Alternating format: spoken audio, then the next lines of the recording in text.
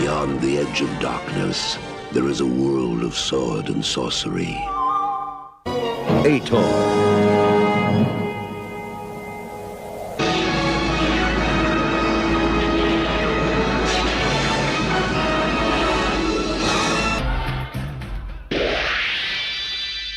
Labyrinth.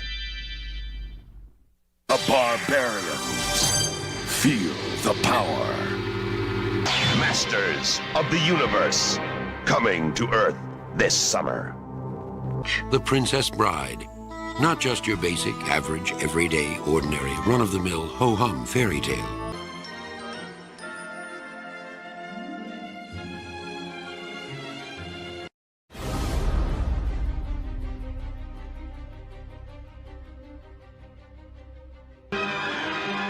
Dragon Slayer. The Sword and the Sorcerer. Rated R.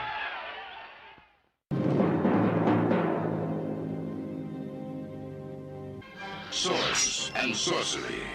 Sorceress. Conquest. Deathstalker, the last great warrior king. Crow. The warrior and the sorceress. Their sacred bond cannot be broken. Lady Hawk.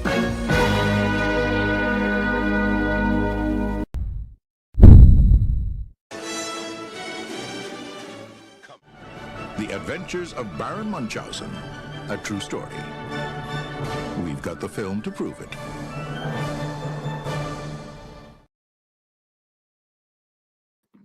And there we go. We're live at 5. Hey. Hello, everyone. We got Grot TV's Tony. There then, how's it going? I must say that this episode of Gareth's stream is sponsored by Flu City and sponsored by Vicks Vapor Rub, Lemsip, and Beecham's powders. Yes. We're both a bit under the weather, but we're soldier on. Mate, I'm sick of being ill. Like, it's just every it's 2 just weeks a I get a constant cold. losing battle. Yeah, Need some it's just frosty weather. bizarre. Yeah. Kill Well. the germs. But yes, we'll do our best. Yeah, We'll just I bet sit in silence. Barbarian's never suffered with flu. Just chop your head off if you got a cold. But yes, it's fantasy night tonight, and someone that's a bit of an expert. He seems to like these films. Is that? He said he did. Yeah. Like's probably a mediocre word. I'd live for this stuff. Always have done. Always loved it. Still love it. Even though as a genre of film, it's such a short, small window of like how much this stuff came out. It's I think it was the first genre film that I truly loved. Even though I loved sort of like horror and cheesy action films and that, when it came to fantasy stuff, it was like all bets are off. This is great. And the posters certainly helped. Yeah, like got to be the best outlook of any film genre, like by a country mile. Yeah. Like I know horror has its place, and there's some great horror posters, horror VHS covers from back in the day. But the hit and miss. Some are very good, depends on who they are. If you look at any of the Graham Humphrey stuff, Oh yes.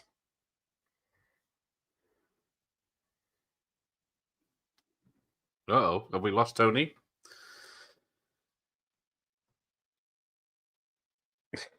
We'll see if he comes back. Evening, Joshua. They don't make covers like they used to. No, they don't bother. Hello, Andy. Yes, Master Universe is in there. Hello, Matt. Good evening. Yes, the opening montage. Pretty good. A lot of trailers. There he is. He's back. He's moving again. Oh. Famous last words. Good evenings, Dave. Yeah, keep away. Frozen Tone. Good evening, Rob. I haven't got I can cope with 2 hours and I'm ready to stop myself. Yeah, a bit bunged up myself, but getting over it. It was worse the other night. Covers suck these days. That they do. Right. Oh, we'll see if he comes back in. He's out in his shed. That's what Northerners do. But we'll see what's happening. Oh, is he there? No. He hasn't put 50p in the meter. No, he's fully gone now. We'll get him back in a second, and then we can begin proper. Well, that is the trouble. I'm in an office, so I got it. Coughed it up. They got it the week after. Back again to me the week later. And it's been going around like that for 2 months. If not longer now. But yes, work from home was a good idea. Safety first. So tomorrow night we'll be in the loft looking at 90s thrillers movies on VHS tapes. But we'll see if Tony comes back in. He's probably rebooting his stuff. We'll bring on the first film. We'll talk about that. Labyrinth. Because it reminds me of The Babe. But only a you. And it's who directed it? Frank Oz and Brian Henson, sorry. So it's we'll be looking at 2 posters of each, and then we'll be looking at the American and the British mostly. There's some random ones as well, but I try to get the same ones. Nope. He's a spinning wheel again. But yes. Labyrinth from back in the day. So there's been a few Henson ones coming up. Oh, hang on. Booting me off that. There we go. Are you back, sir?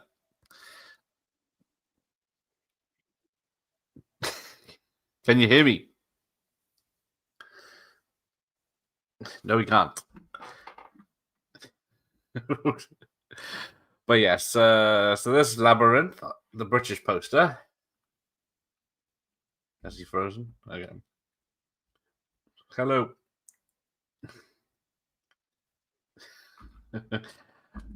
Hello, Tony.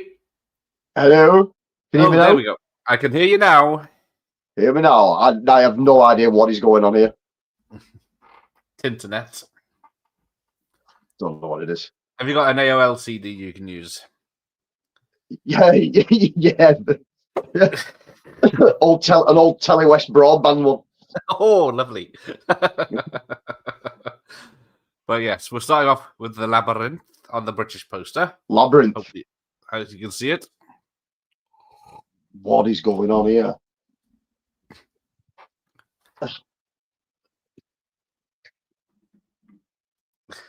So we'll see if he comes back. But yeah, starting off with a gem. Yes, we've got about 50 or more to look at. So we'll look at the American poster now, which is that. Yes, if I could draw, I wish I could draw like that. Of course, some of these are famous artists, but I don't know who they are because there's about all these posters, but some of these are just like, I don't know why you did that, but there we go. Yeah, new posters aren't up to much either. Is it all floating heads? So yeah, Tony was fine until we went live, and now he's dropping off. Hang on, I'm gonna lower the resolution. Maybe that'll help. Oh, I can't. Never mind. Can I change it here? Oh, I can change it here. There we go. Change it to 720. Right, he'll be back in 2 minutes. So we'll start with that's Labyrinth anyway. So everyone knows that film, but might not know those posters. Right, let's have a look. So then we get to another famous one, Neverending Story, an old Warner Brothers release, but pretty cool posters, one I remember. That that's a straight ass. I'm guessing that one. Yeah, not even try and compare. Look at that. That took probably 6 months to do. That was cut and paste from a magazine, wasn't it? Free Jack stuff. Thank you, Austin. That's what I was thinking of. I recognize that poster. Sing the song, Gareth. You remind me of the Babe. What Babe? The Babe with the power. What power? The power of the voodoo. Who do? You do. What? Remind me of the Babe. Anyway, let's get back to Never Ending Story. Is that the song you meant? I wish I had the hair. Good old Lamar. It reminded me of the bulge. Yes, what bulge? Nah, never ending story. Okay. But yeah, it is a cracking song. A boy who needs a friend fixes the world that needs a hero and land beyond imagination. And then there was, 3 films? So it literally was a never-ending story, although it didn't end. I suppose the third one failed at the box office or straight to video. So that's the British poster.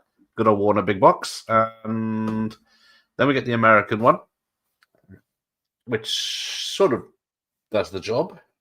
I don't know. Let's have a look. I guess I'm just used to that one, but yeah, they are. That's a good drawing of the whatever dog it is. Never Ending Story 2 supposed is good too, but crappy movie. Yes. I think I've only seen the second movie once. I don't think I've seen the third movie. But yeah, it's okay. It's not as iconic. There you go. Unless you're an American, this is the only one you've seen. So yeah, directed by Wolfgang Peterson. I think it was filmed mostly in Germany, wasn't it? Of course, Giorgio Moroder doing the music, or with Klaus Doldinger. Let's have a look what's next then. The Princess Bride.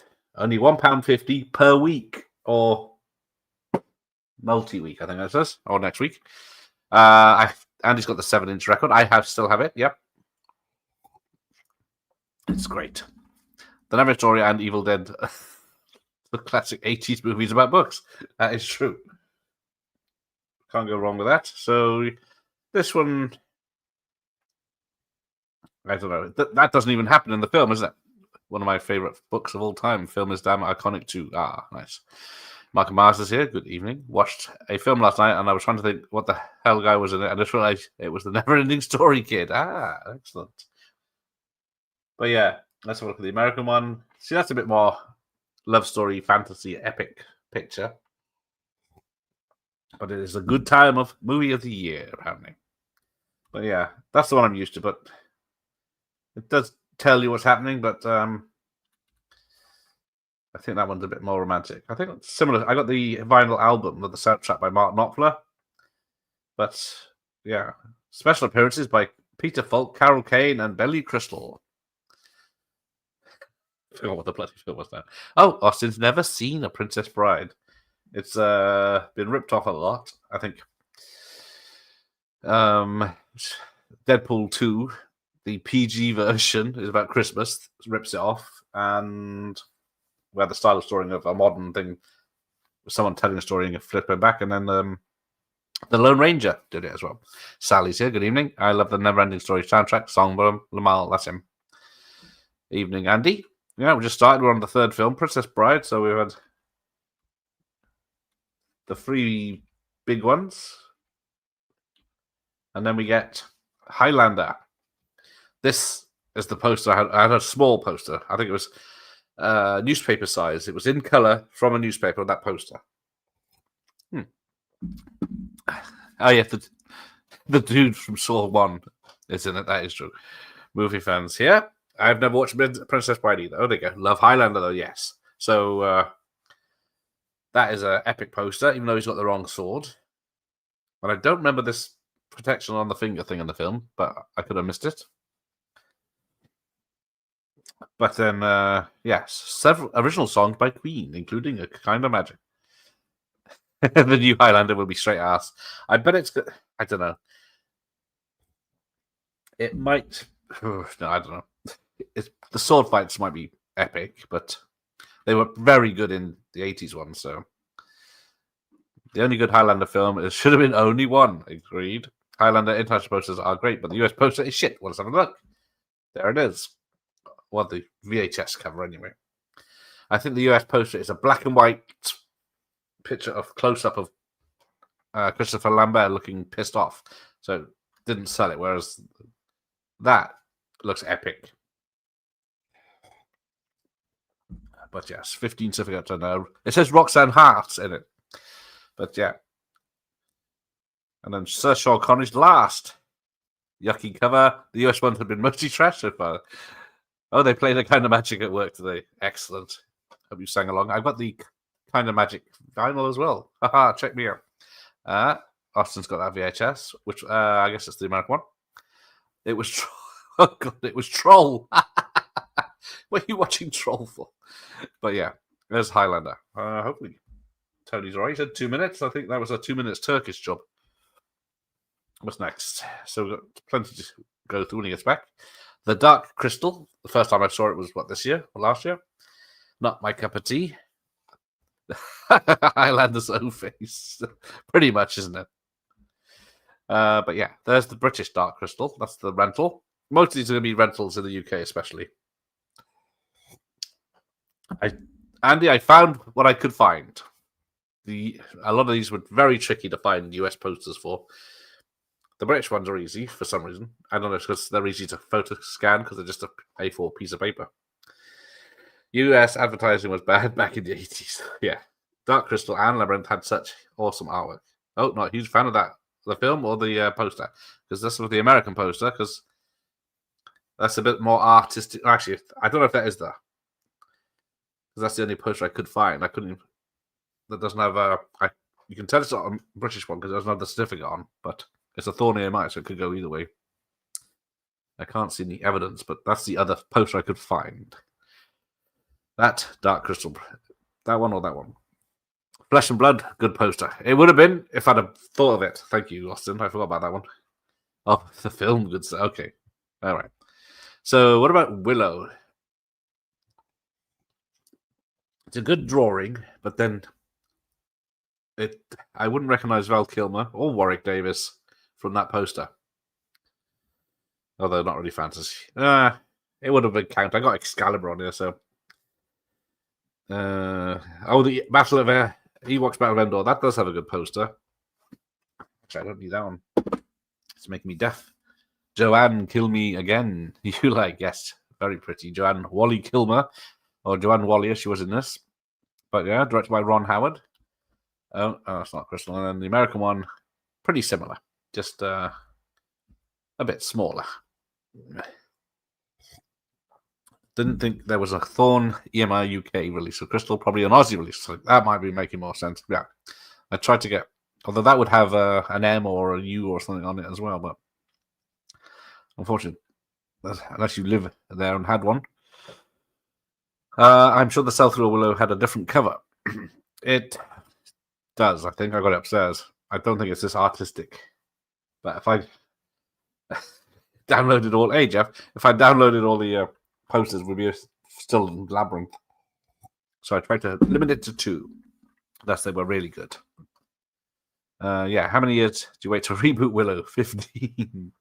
Because, yeah, we had Willow, the TV series, which has been scrubbed from history, luckily.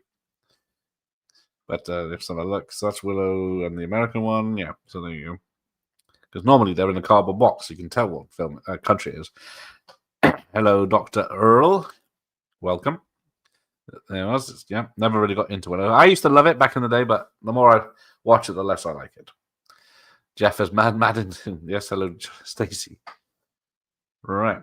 I think I can just hear swearing from a... Oh, Leprechaun is better than Willow. I would say that. Leprechaun 1. Actually, any of the early Leprechaun ones. Right, so that's Willow, the Wisp. I love Willow as a kid. As an adult, it feels a tad generic. That is, yeah, that is true. But it is George Lucas, isn't it? Yeah, story by George Lucas. Music by James Horner. Directed by Ron Howard. So it's got Billy Barty in it, who will appear later on as well. All right, let's have a look at that. Who's been... What are they scrubbed off there? I can't read it. But then we get Return to Oz. Now, I don't think I've ever seen this all the way through properly. So this is the Disney beta. So this is the UK's one, I think.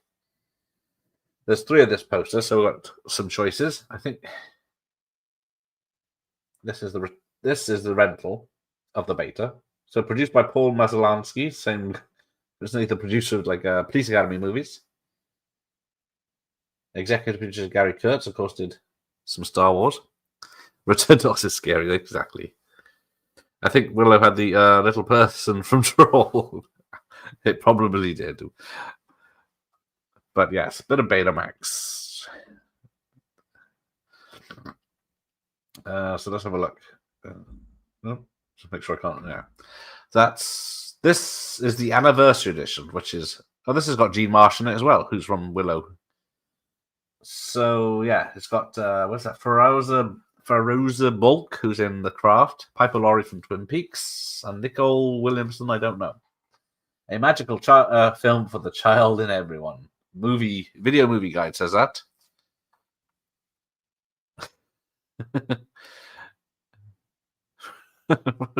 Who is it? Return to Oz. I like better than Wizard of Oz. Oh, there you go. Never seen Return to Oz.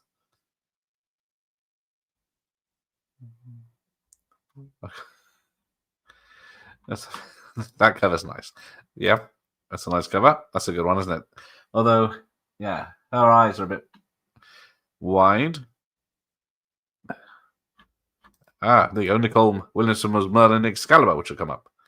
Yeah, that's the longest gap between sequels, isn't it? Oh, hang on, he's back. Hello, sir. Oh, God. I can hear you. Can you hear me? I can hear you now. Right. Are you staying put? You're a bit muffled. How about now? Oh, crackly.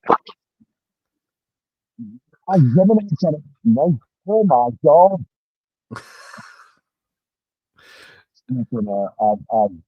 Bars with technology. Yes. If we could just do it with a bit of string and some tin cans. I think your mic is coming through the phone.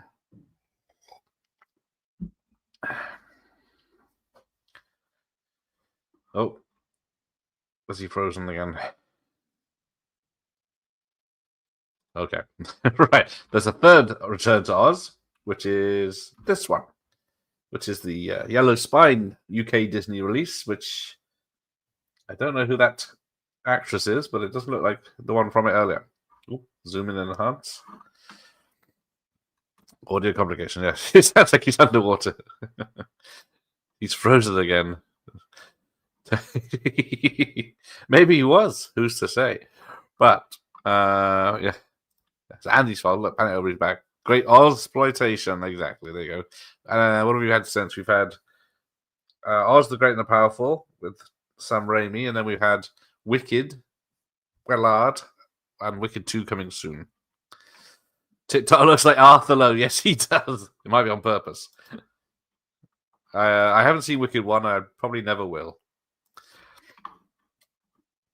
But that is Wicked. Nope. God damn it. Return to Oz. So, let's see what's next. Legend, of course. I could only find... I think this is a retail release. Yeah. I couldn't find a rental. But not the best picture.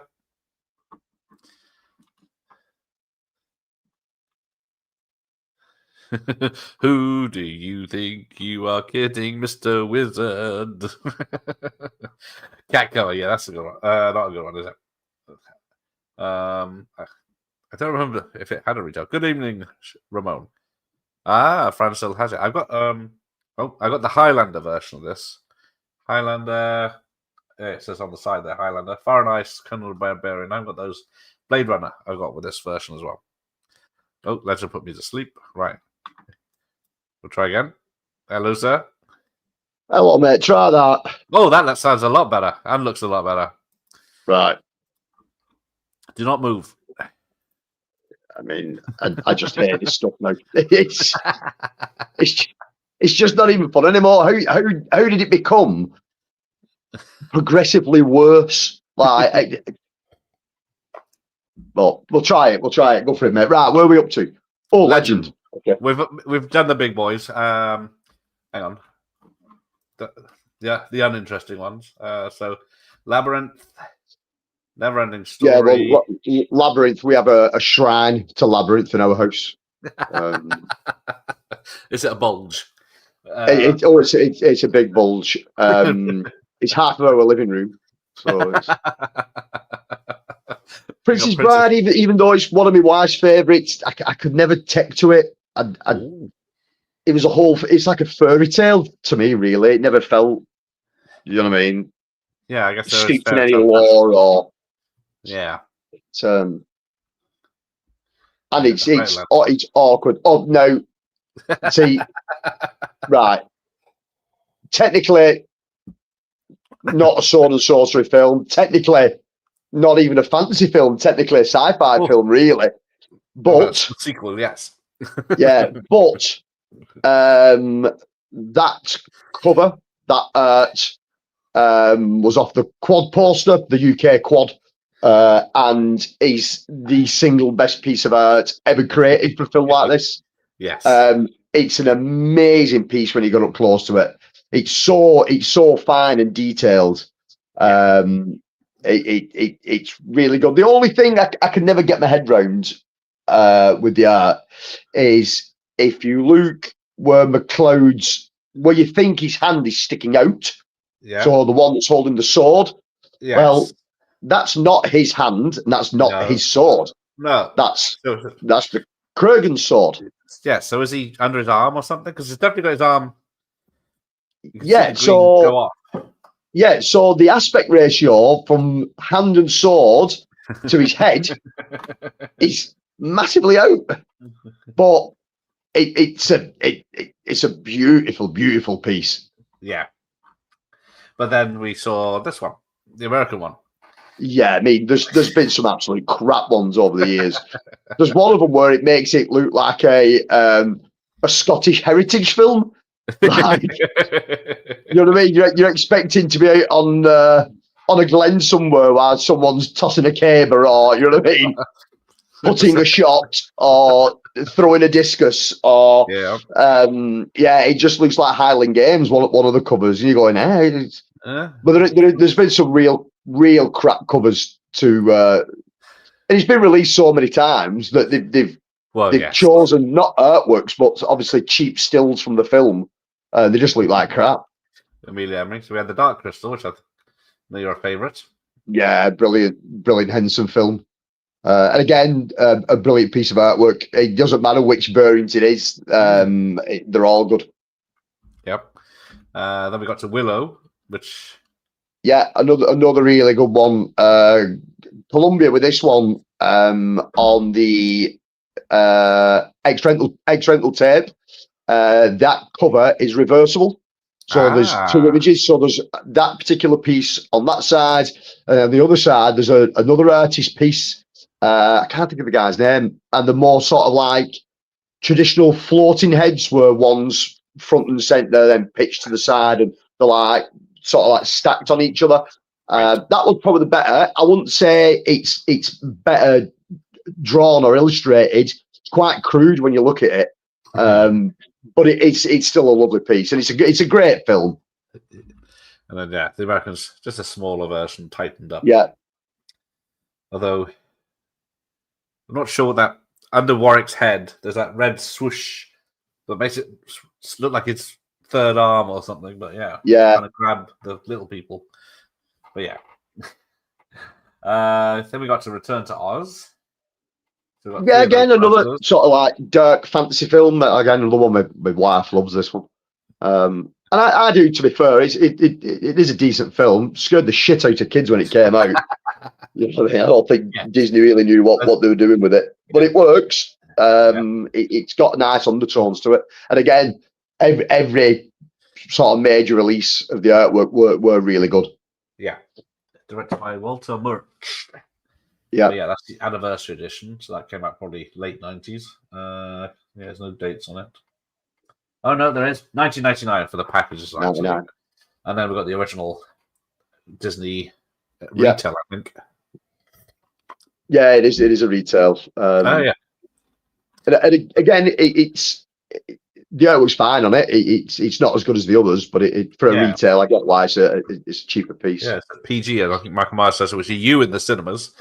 So there you go. A U, Jesus.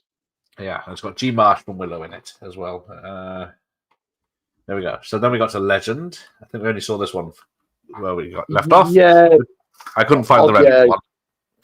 odd one. There was never really any solid artwork for it. It was always sort of like stills from the actual film itself, and there was like, yeah, it sort of gets the point over. But the thing is, the major reveal at the end of the film, spoiler if you've not seen it, is his face.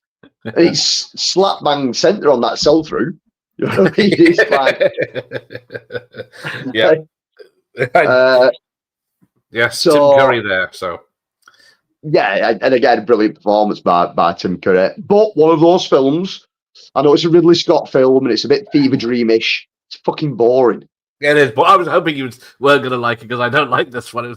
I've only seen it once fully through. It's just, it is boring. Yeah. And it's only 90 minutes. I thought it was like 2.5 hours. Yeah, I don't solidly dislike it. There are bits and elements to it that I can take out of it that are fun, but the rest of it, it's a snooze fest. But then the American poster is a bit more artistic. Yeah, but again, it gives away the sort of ending. Oh, Josh says it's boring. Legendly did Hasselhoff, says Stacey. That is true. That would brighten up. Yeah. All right. So yeah, that's moving on to something better. Oh no, we're talking. There you go. That's there you go. Oh, he's got the original one as well. Look at that. Yeah. I've only got the detail. Yeah. So again, I own an original quad of this. It's framed up on my with stairs specimen as well. It's even rarer. Yeah. And oh, sorry. There you go. And I've always loved the film. I've always loved the art. The bit that always annoys me, and I'm glad you've got this cover showing on here, is on the quad poster and all the original posters, the word Krull was always at the bottom. And for some reason, on the VHS poster, and then the sell-through, and then everything else that's come off the back of it, DVDs, Blu-rays, 4Ks, all that, they moved the font to the top. But it chops half of everything off. It doesn't work. I got to look at that. You know what I mean? My one upstairs. Yeah, so the original's perfect. Right. And you know what I mean? Call it what you will. Call it a Star Wars knockoff. Call it, you know what I mean? It is. Let's be honest, it is a Star Wars knockoff. Yeah. But it's brilliant, and it's so traditionally brilliantly British in its values. Yes. You know what I mean? It just works. So what's this Burns bit on the right-hand side? I thought it was just on the poster, but it's on all of them. I don't know if it's a mistake with the printing, or is it supposed to be the other characters, but they're so ill-defined. Oh, sorry. So it's the other characters. So the point of the film where they rustle the massive Shire horses. Yes. And they're travelling through the sky. Yeah. That on the case, you see it on mine as well there. That's depicting. It depicts the Shire horses as the ride into the castle. Yeah. Although it doesn't really come out as that. Oh no, not at all. It's just sort of like rendered blobs. But let's look at the American one, or as close as I could find. So yep, see, Krull's moved to the top. Ah, there you go. Oh right, at least it's he's got. They started it. Yeah, bloody Americans. There we get another Warner Brothers. That's only a 15. I thought it was an 18. But... Yeah, okay. I mean, again, if you watch it now, for this to be a 15 is nuts. Yeah, is there sex, any boobage, violence? Yeah. You know what I mean? Christianity. Yeah. Yes. Has this got Liam Neeson as well? Hasn't he? Yes. Was he in Krull? I can't remember. Was he in Krull? Yeah, Liam Neeson's in Krull. Liam Neeson plays one of the sort of like ex-convicts. Yeah, that's it. Thought I don't got. Does Helen Mirren get her tits out in this one? Yes. It's the 80s. Yes, she does. So, yeah. It wasn't right unless you were getting them out. Yes. But brilliant film. I haven't seen. I got the 12-inch of the theme. Again, really good. Mean the is it? I can't think of the guy's name. Terry. He's the guy that made all the armor. Oh, yeah. It was one British guy. Isn't it the same one that made the Schwarzenegger Iceman costume? Is it the same guy? Is that the same guy? I don't know. I could be wrong. I know he's British. And he made armor.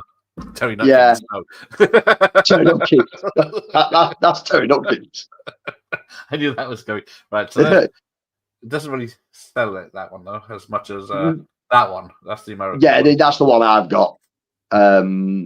It's just brilliant. Like every piece of armor in it, every sword, every sort of item of clothing just takes you back to a particular time. You know what I mean? It's whether it's based in legend, whether they were true events. Who cares when it looks that good? Like some of the bloodiest battle scenes you've seen since before Game of Thrones. Beheadings, stabbing through necks, incest, just all kinds of stuff. Yeah, sold. And as well for a Arthurian film, probably the best adaptation of Merlin as well in it. I can't think of his name now. The guy that played Merlin. He's absolutely brilliant in it. Is it Nicole Williamson from whatever? Something else we just looked at? No. Yeah. Nigel Terry, Nicholas Clay, Paul Jeffrey. Yeah, the 80s when they actually tried. Yeah, I mean, production value on this is outstanding. Yeah. So that's, and then from John Borman, director of Exorcist 2. That is not on this list. But Clash of the Titans. Yeah, weird one. Feels like a film from the 60s. Came out in 1980. It does, yeah, because it's got Ray Harryhausen. Yep. Doing his business. Laurence Olivier as Zeus. Sean Phillips. Burgess Meredith. Release the Kraken. Yeah. Ursula Undressed. Yeah, it's good. What I would say again, it is a timeless classic, but it is a slow burn. Yeah. Out of all the Harryhausen stuff, and I adore Ray Harryhausen films, they're what I was brought up with. It's what got me into all this kind of stuff, really. But this one it is a slow burn. There's Pegasus, there's Medusa. So they just did a more detailed version on the American one. Yeah, it's still a classic, and it was still a film that came on every Easter and every Christmas. And yes, yeah. It was either a Sinbad or this or a fantasy film on a Sunday afternoon. Yeah.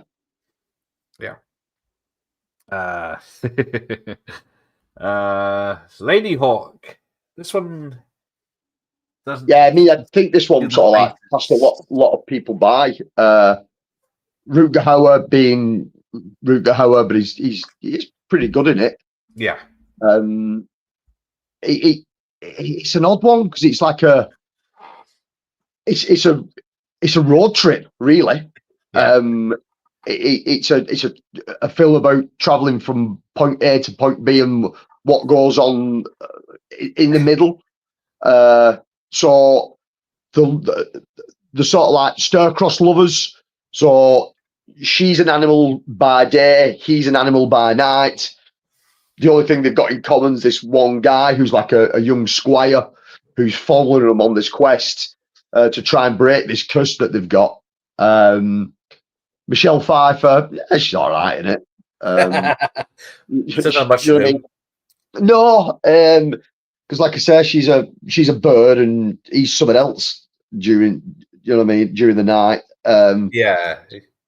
He's the wolf. Wolf, that's it. Yeah, it's good. It's not brilliant, but it's got no sort of replay factor to it. You know what I mean? It would have been one you'd have saw as a kid.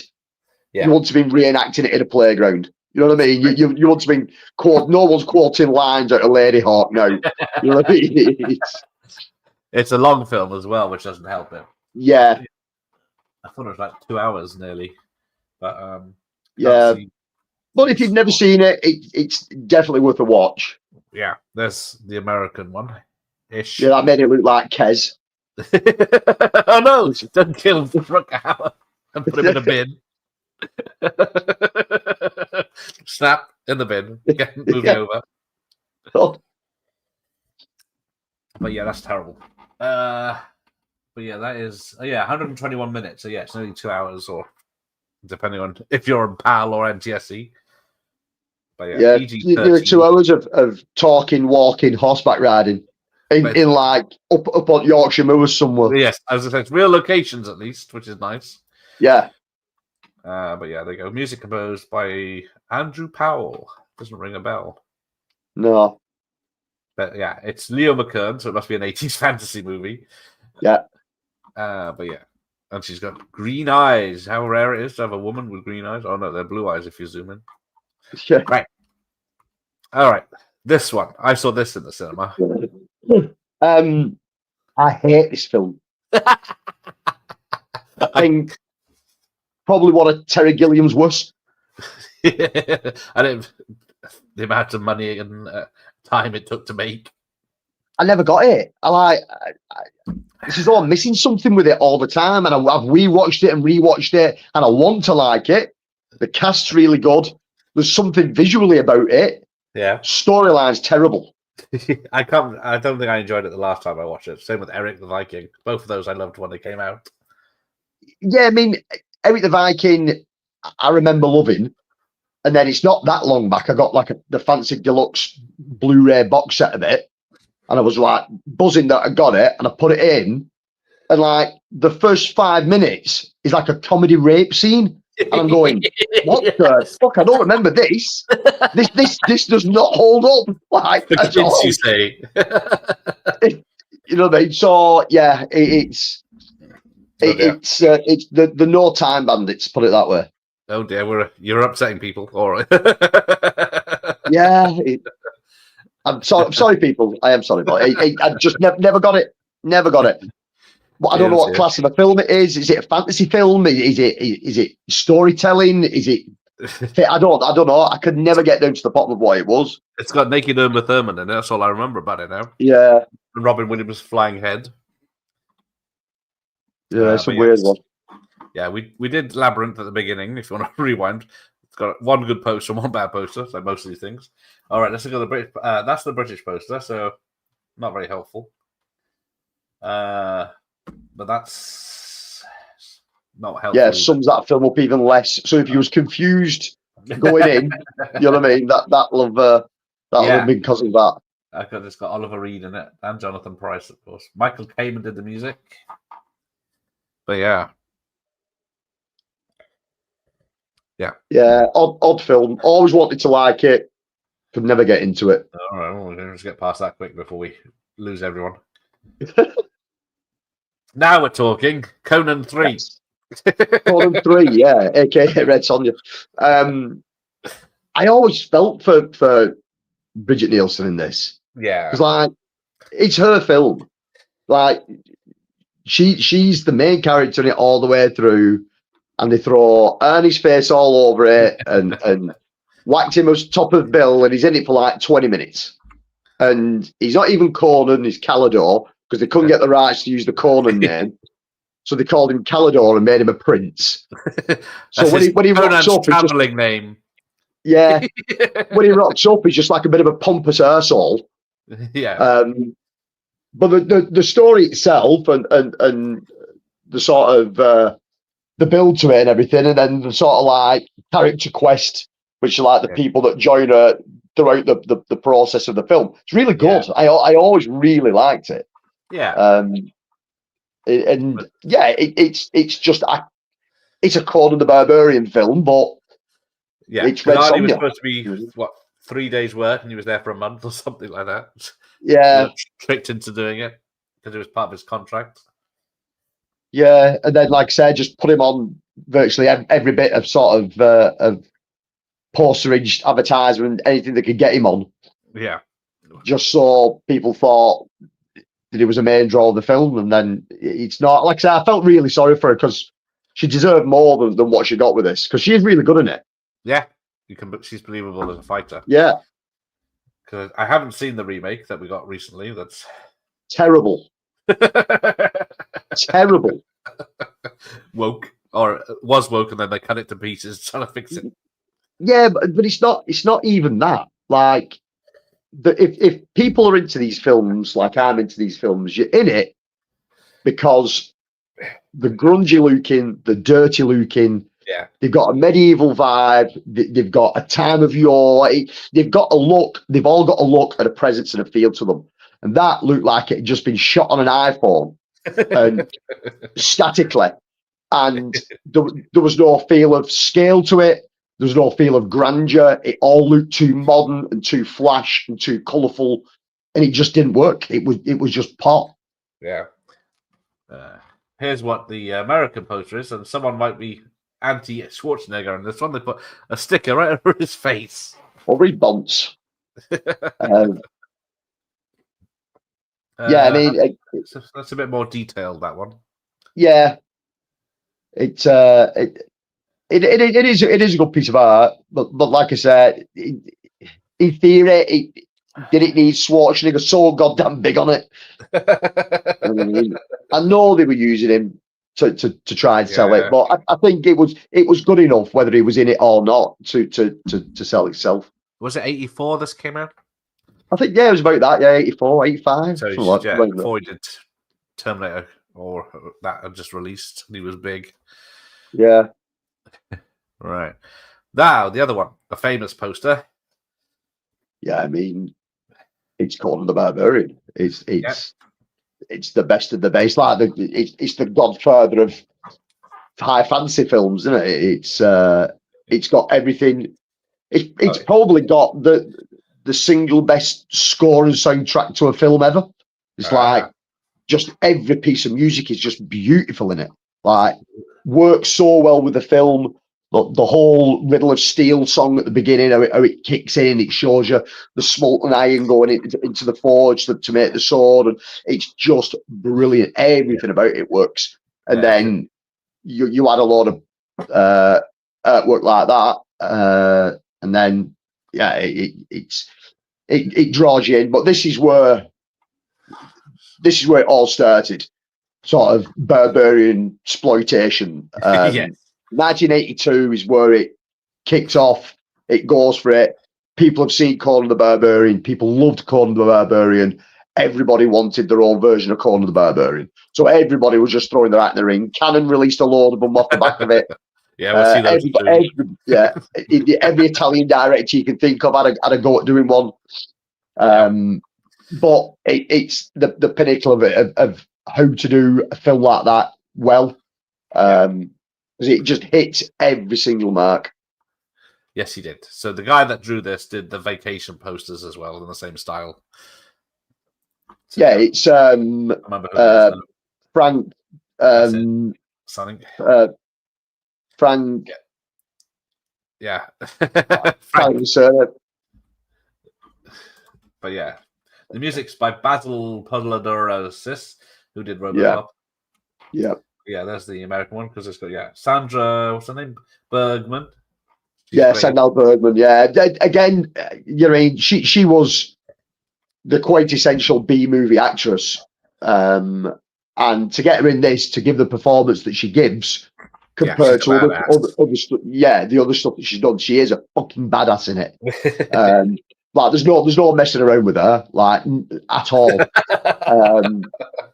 There's you know what I mean? You watch women in action films now, and 9 times out of 10, it's not believable. Yeah.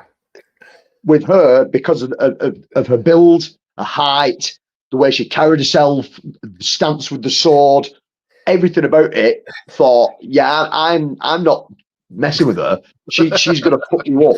Like, it's believable. It's believable. Especially the scene where they're in the sort of like big orgy scene where they're all painted in black and white camo. They all come down that shaft stealthily, like, and then they just start fucking hacking everybody up. You know what I mean? She's brilliant in it. Brilliant. Yes, doesn't have accommodating stuntmen like they do now. Yeah, and she pops up in other stuff. She popped up in Willow, so she's the bad guy in Willow. So she did loads of films like this, and she flitted from being a good guy or a bad guy, good guy, bad guy. She didn't really care. Hell comes to Frogtown. She's in where she gets the Hell comes to Frogtown. She gets them out in that.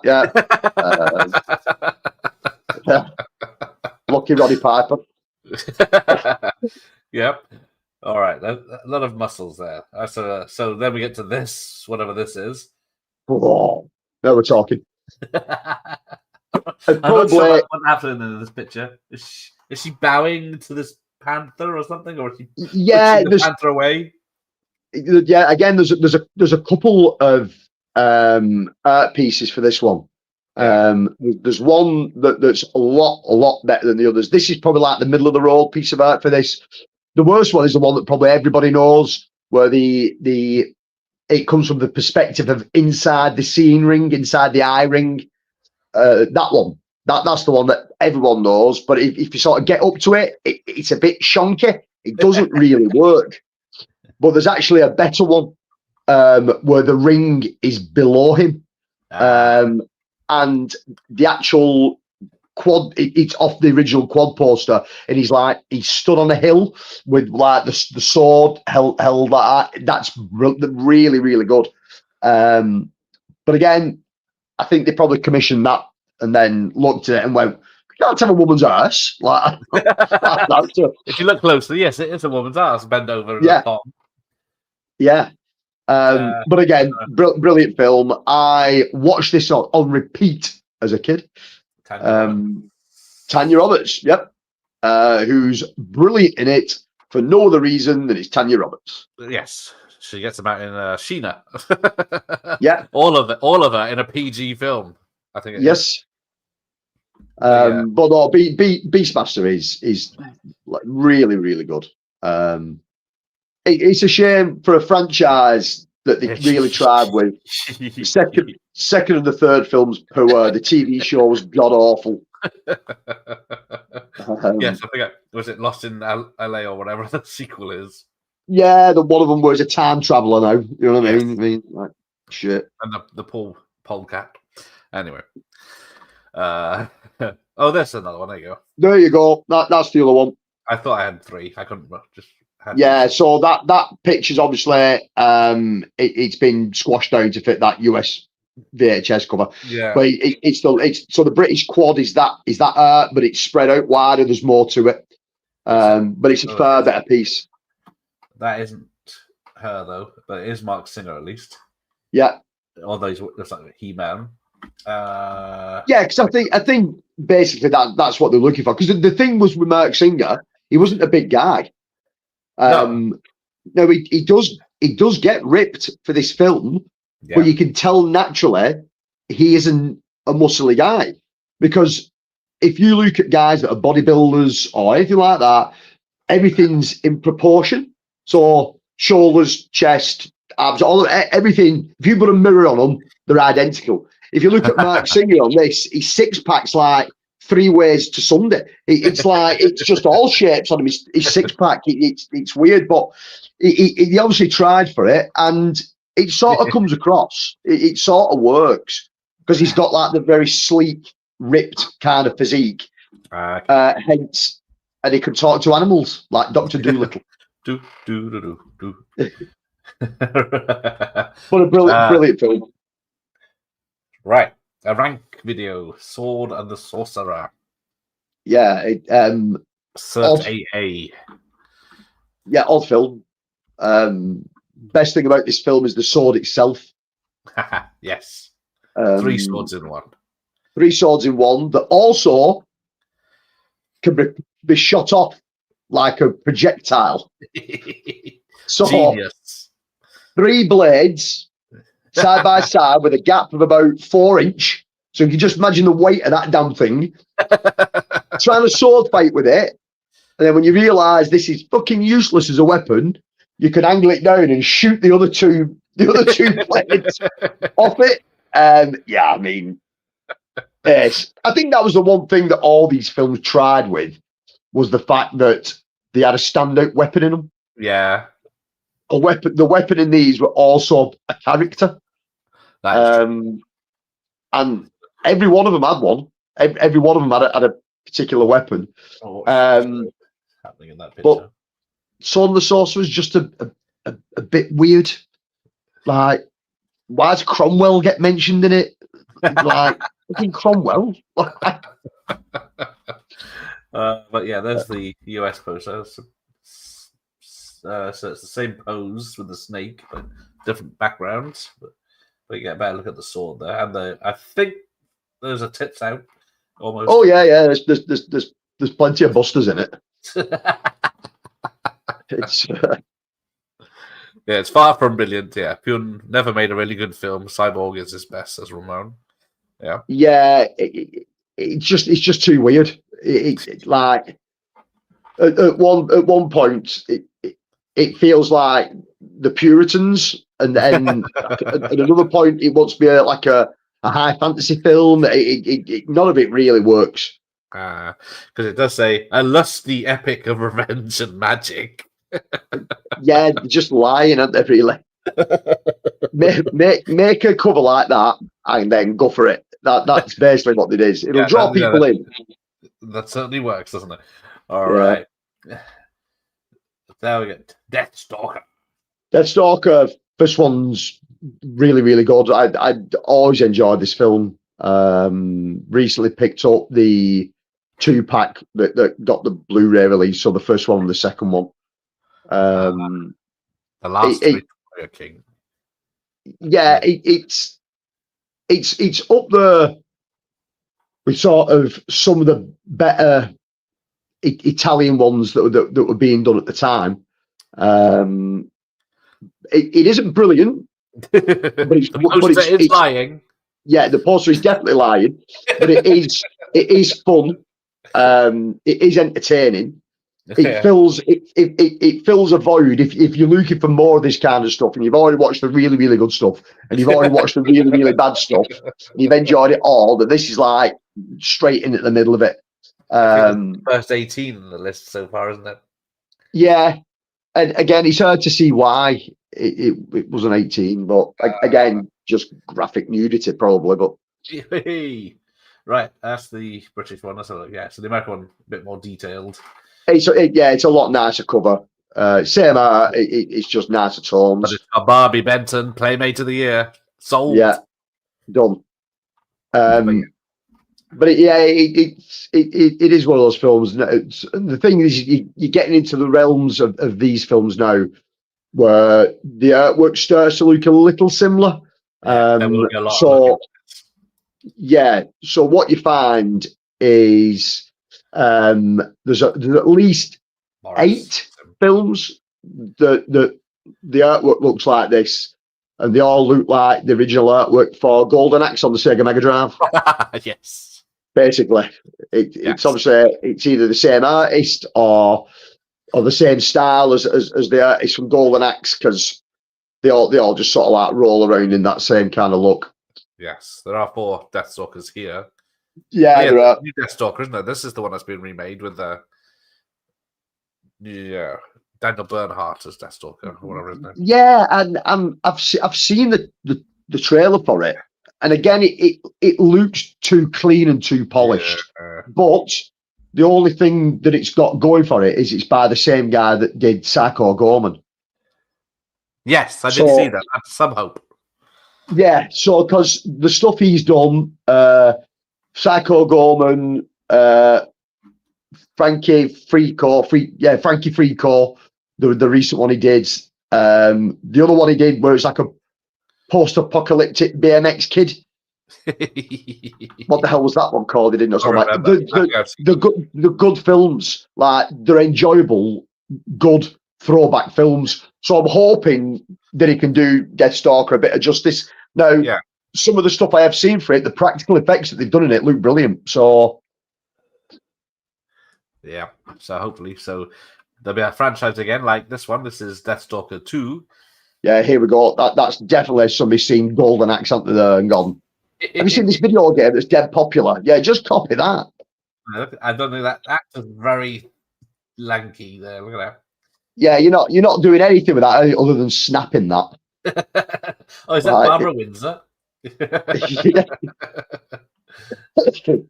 Oh, it's directed by my mate Jim Wynorski. I thought so. He did 2 and 3, I think. But yeah, 75p a night, bargain. Look at that. Can't go wrong. TNA fighting. Yeah, at the time that was probably 25p more than it should have been. There's the American poster. The battle isn't over yet. So yes, story by Jim Wynorski, directed by Jim Wynorski. Oh, it's got my tribute I'm coming out to Monique Gabrielle, so I'm guessing there's nudity in this one as well. Yes. So yeah, that's not her though, I don't think. Although she does look like that. That's what I can't show. But okay. Yeah, it is some great artwork. You know what I mean? They're all pretty good, sort of art wise. It definitely sells the film to you. Oh, this one's only a 15. Part 3, The Warriors from Hell. If I remember right, that is the worst one. I think I did watch all 4 of them at some point, but they all merged together. Did I watch them? All right, it's not Jim Wynorski in that one, right? Okay, so that's probably why it's a 15. Quite tame, but it's a cracking poster. But yeah, total lie. Yeah. And again, what the other thing as well is that at this particular time, D&D's massive. Warhammer's massive. Fancy role-playing books are massive. Nightmare, the TV show's huge. So kids are all over this stuff. You know what I mean? You've got He-Man on TV, you've got Thunder the Barbarian, you've got Gildar and the Golden Lance. Kids are being spoon-fed this. So the second they see films, like, there's a little bit more adult-based, they want to watch them. And who wouldn't want to watch something with a poster like that? Even this 4th one has got an amazing poster. Yeah. Boris again, but who directed this one? Yeah. Written about, all of them are all different people. It's got Maria Ford. Why does that sound familiar? But which one is she? None of this werewolf monsters, and you got babes. Yeah. With the knife from a sword from Cobra, with the spikes on, and he's curb stomping another one. It's like they'll said to this artist, "Look, we're making Deathstalker 4. We'd like a poster. Anything you like in it? Nah, just go for it, mate. You don't need to watch the film." My medium is light, so yes. Whatever you'd like to do. Is that a Cenobite on the back cover? Yes, it does. Yeah. I don't know. Yeah, I don't know what's happening there. There's a sword through his head. Yeah, it's a bit weird, this one. Although she's having fun. But let's have a look at the American one. There you go. It's the same poster. Same poster. They knew how to get men to watch this, didn't they? Yeah, and I suppose it was the same with any kind of sort of like trashy, pulpy kind of novel. Crappy paperbacks in the day that was all this kind of stuff. It was all the same kind of artwork. It's what sort of drew you into it. Yeah, shapely indeed. So yes, it's a Roger Corman flick. So yeah, you know what you're getting. Yeah. Right. This I saw the other day. This has got Donald Pleasance and Sybil Danning in. Yep. And the Power of Conan and the Passion of Caligula. Not much happens. Absolute lie. Nothing happens other than some women go looking for some other women and find some women and then some other women. And it's set in Pompeii, so that'll give you an idea at the ending. Yeah, it starts off in like a middle of like a jungle kind of woods kind of environment, and then they end up in fucking Mesopotamia. But yeah, none of these people are in it. In the poster. No, not one of them. But it starts off looking like basically it's being shot on a handheld camera. Yes. And it's bad, like really bad. So you think, oh God, I've got to get through this. And then the sort of like Second part of the film, it starts to get a little bit better, but then you're thinking, oh God, no. And then, but the end of it's like on a large, grand scale, and you're like, why is the ending so fucking good, and the beginning and the middle of it is rubbish? But yeah, there is no warrior queen in it, as far as I can tell. She's not. She's just. Nope. She's with Pleasance, but doesn't want anything to do with him. Yeah. And then there's just like slave trades of naked ladies. Yeah. There is some dong hanging in it at some point. But yeah, that's about it. But yeah, if you want to see Sybil, I don't think she gets naked in it. So you might be disappointed with that. Yeah, which is a rarity. But yeah, let's have a look at the American one. I think, yeah, it's the same poster, just more detailed again. Yeah. But again, you can see that a lot of this art now is looking the same. Yeah. Yes, looks like Barbarian Queen. I think it's the same font. Yes, we'll see that later, of course. So yeah, Sybil Danning, Donald Pleasance, and Richard Hill. Dick Hill is in this. Yeah. Okay. This I watched today. I absolutely adore this film. I can see why. It's good adore it. It's really, really good fun. Hard as shit to get hold of. Like trying to find a copy of this now. If you can find a copy, good on you. It took me ages to find a copy, and I paid through the nose for it. It is free on YouTube, but it's edited. It is, and it is fun. So it's an Italian film. Yeah, it feels like an Italian film. Yep. But the opening of it feels really epic for the actual budget of it. Yeah. It's definitely a film of two halves. So it starts off as this real serious sort of. It's sort of Conan, the female version. Yeah, even the music was well,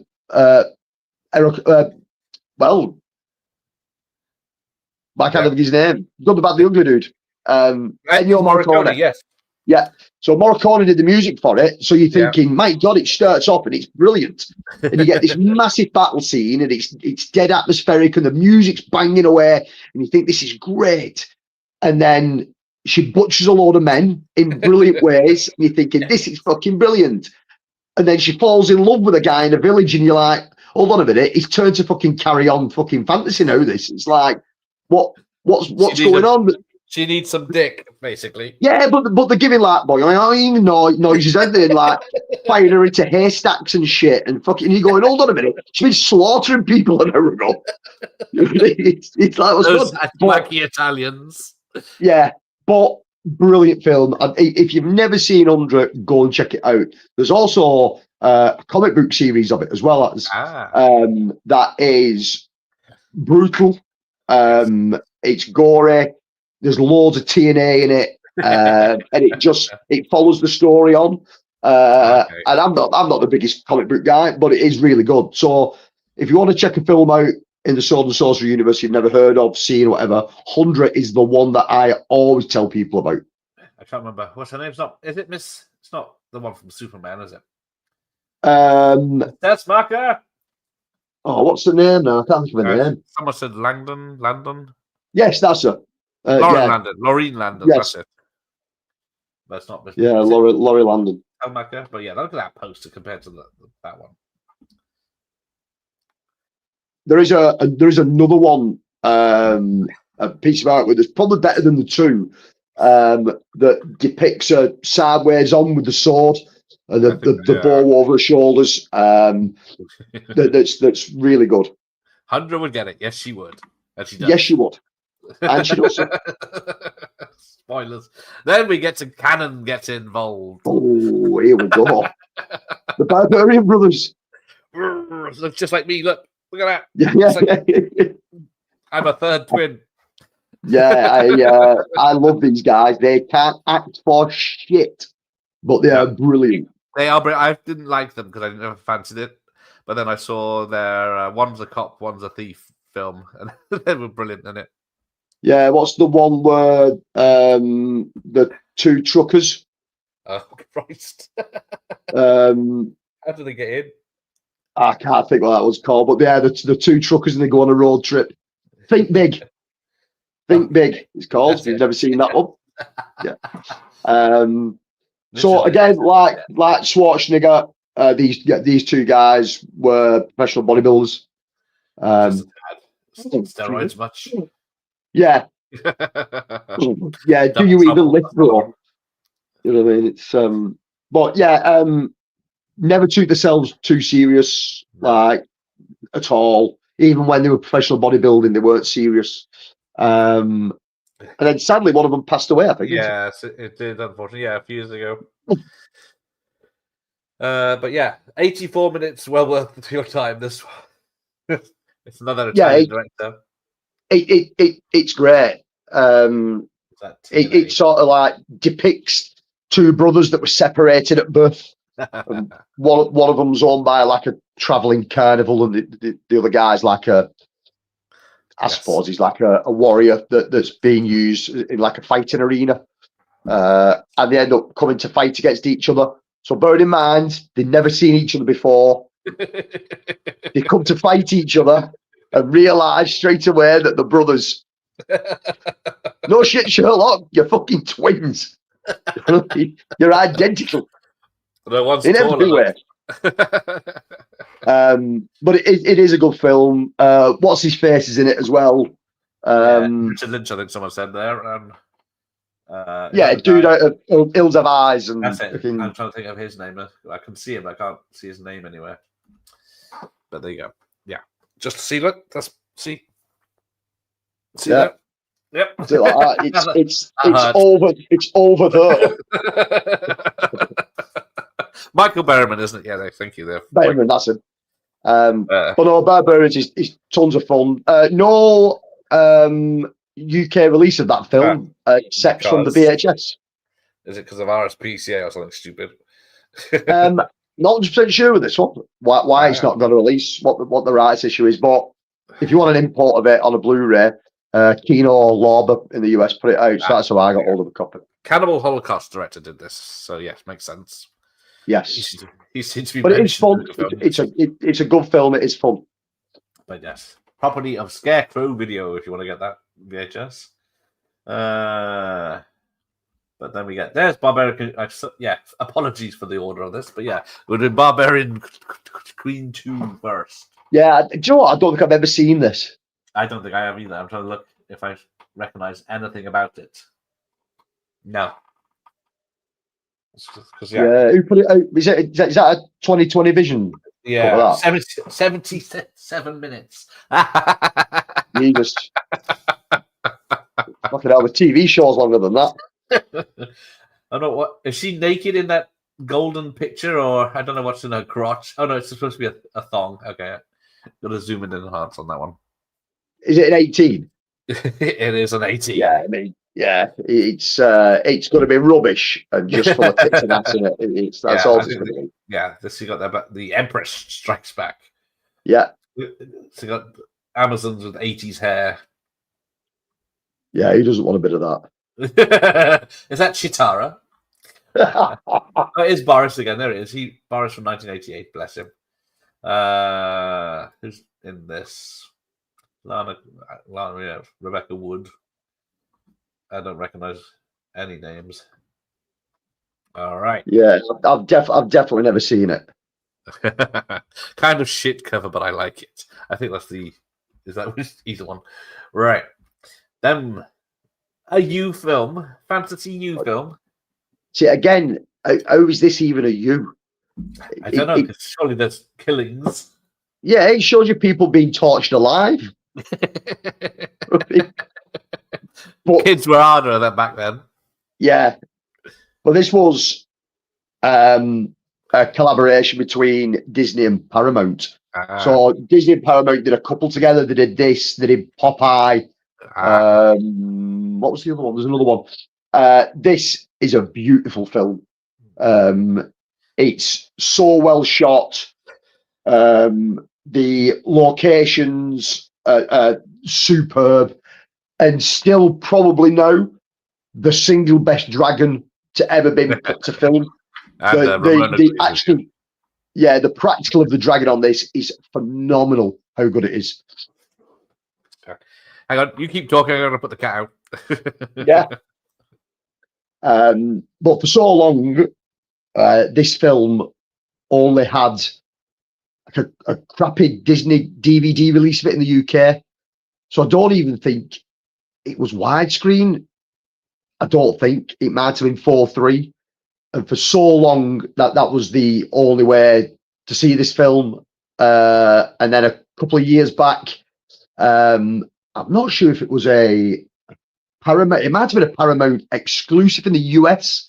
There was a 4K restoration done of the film of an original 35mm work print, and they did a lovely steelbook for it. Now, I'm not a steelbook collector at all, but the artwork on the steelbook is amazing. It looks like one of the scales of the dragon, but within the scale has been etched the sort of scene that you see before you on the video cover there.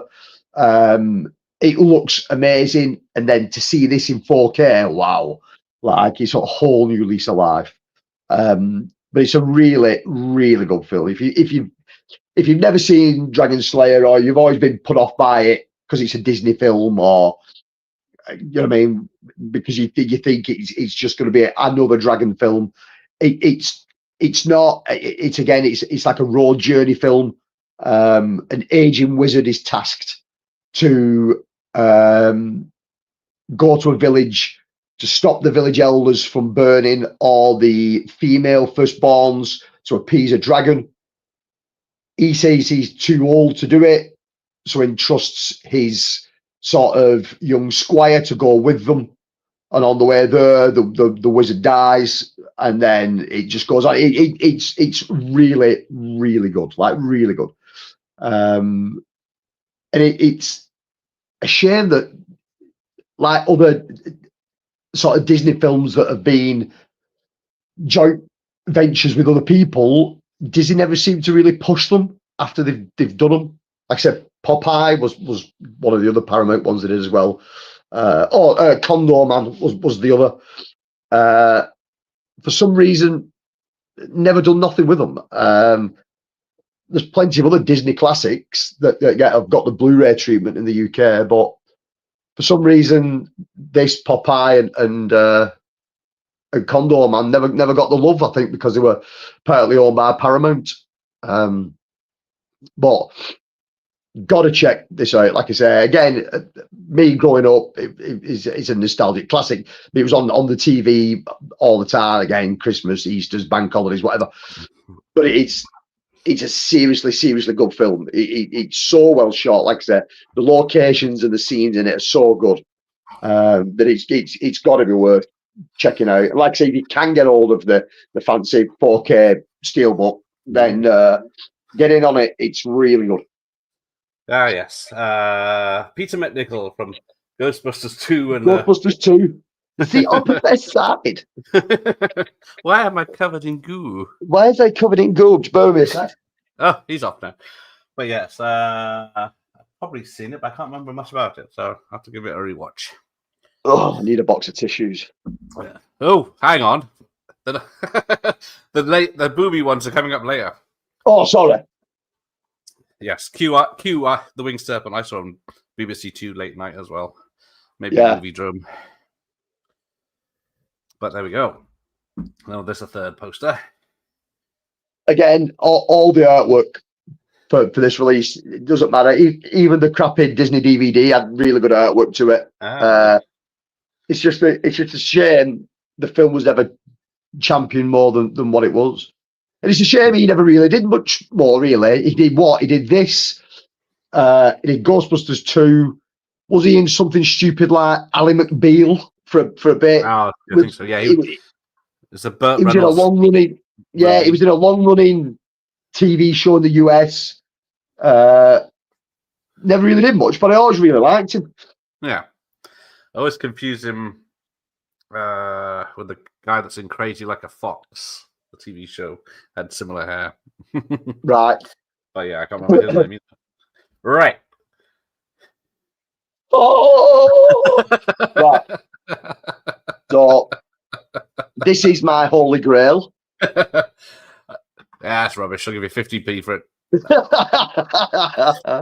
can pay the postage, yeah, because it's literally a giant cassette case, isn't it? Yeah, it's a giant yeah, giant cassette.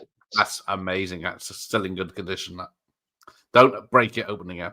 Yeah, no, it's It prized is. possession. I absolutely adore this film. People think I'm stupid, mad, crazy when I tell people this is my favorite film of all time, but it is. It's got everything. It's free got on that. YouTube. Yeah, it's, to be fair, it should be free on DVD. It's got everything. It's so sort of charming. Sort of what you've got to realise this is it's 1980 and it's the beginning really of this kind of stuff. And I think us Brits took to this kind of stuff quite well. Yeah.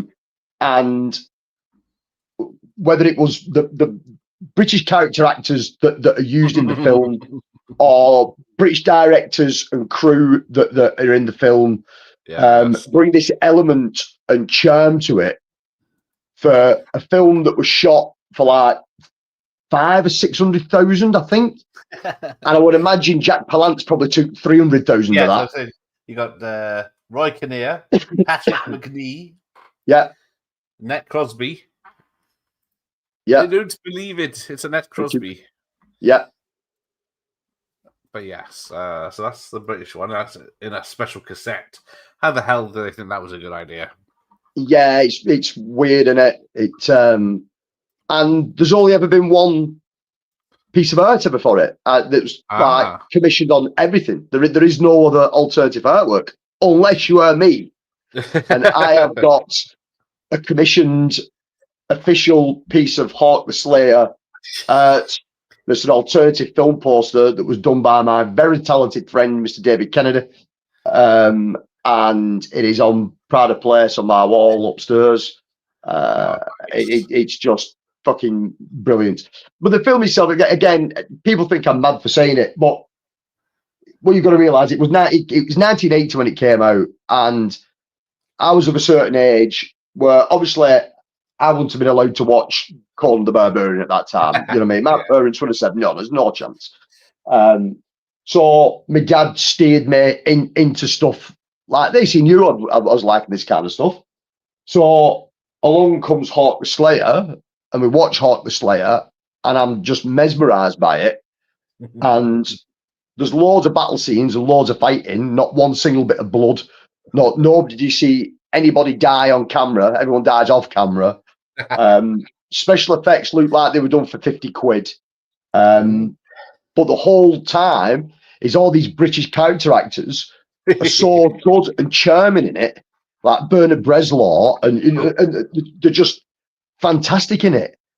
And it just gives it this little bit of charm. It's a bit weird that they cast two Americans as the main characters. One of them, and John Terry. John Terry was relatively unknown when he played Hawk in this. And it was like, okay, you've gone for this sort of like British medieval thing. I get it, but yeah, why are you two main characters American? But it's just charming. It's just got something about it that's just charming. Like the weirdest soundtrack, like 70s disco funk, and you're thinking, and you're thinking. It shouldn't work. It's like it doesn't sound right for the period it's trying to be. It's not anything, but fucking hell, it's ace. Like, you know what I mean? It's just amazingly good. It's just charming. The film itself is just charming. It's not a good film. You know what I mean? It's not a good film. But for me, it's not about it being a good film. It's about the nostalgia it holds, how it makes me feel when I watch it. It's just there for me, and I suppose you've got to be a complete connoisseur of this kind of genre to maybe understand it. Yeah. And I'm not saying I'm you know what I mean, Lord on high on this stuff, but I do love it, and it is my favorite genre. But I think there's just something about it within the context of these kind of films. So yes, John Terry, someone mentioned, he was Felix Leiter in Living Daylights. That's where I recognize him from. Yeah, I think he was a stage actor and maybe a dancer. There's something at the back of my head that he was a dancer as well. But apparently, the guy, he's done a lot of interviews about playing Hawk and stuff like that, and he's still kicking around, and he'll nice. openly talk about it. And he's on a couple of interviews on the extras on the Blu-ray that was released not long back. Nice. But the good thing about it, it was a subsidiary of ITV that had the film made, and they kept all the dailies, which is really weird.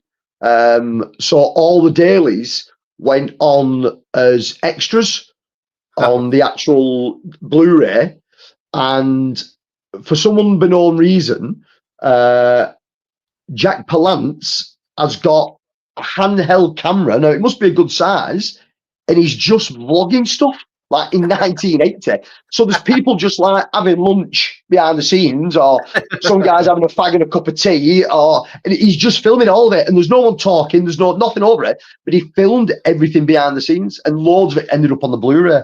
It is good. Okay. What about this then? This is my level. Sorceress. Yeah, again, another odd one for its time. It's 83 minutes. Yeah. 70 of them is just TNA. I can't see much about this one, but yeah, it's I'm not sure what that picture behind her is supposed to be. Yeah, I don't ever recall seeing that piece of art for it.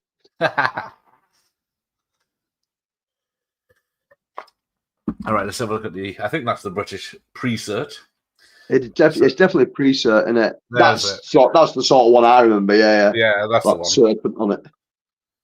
So, written by Jim Wynorski, of course it is. That's why it's TNA.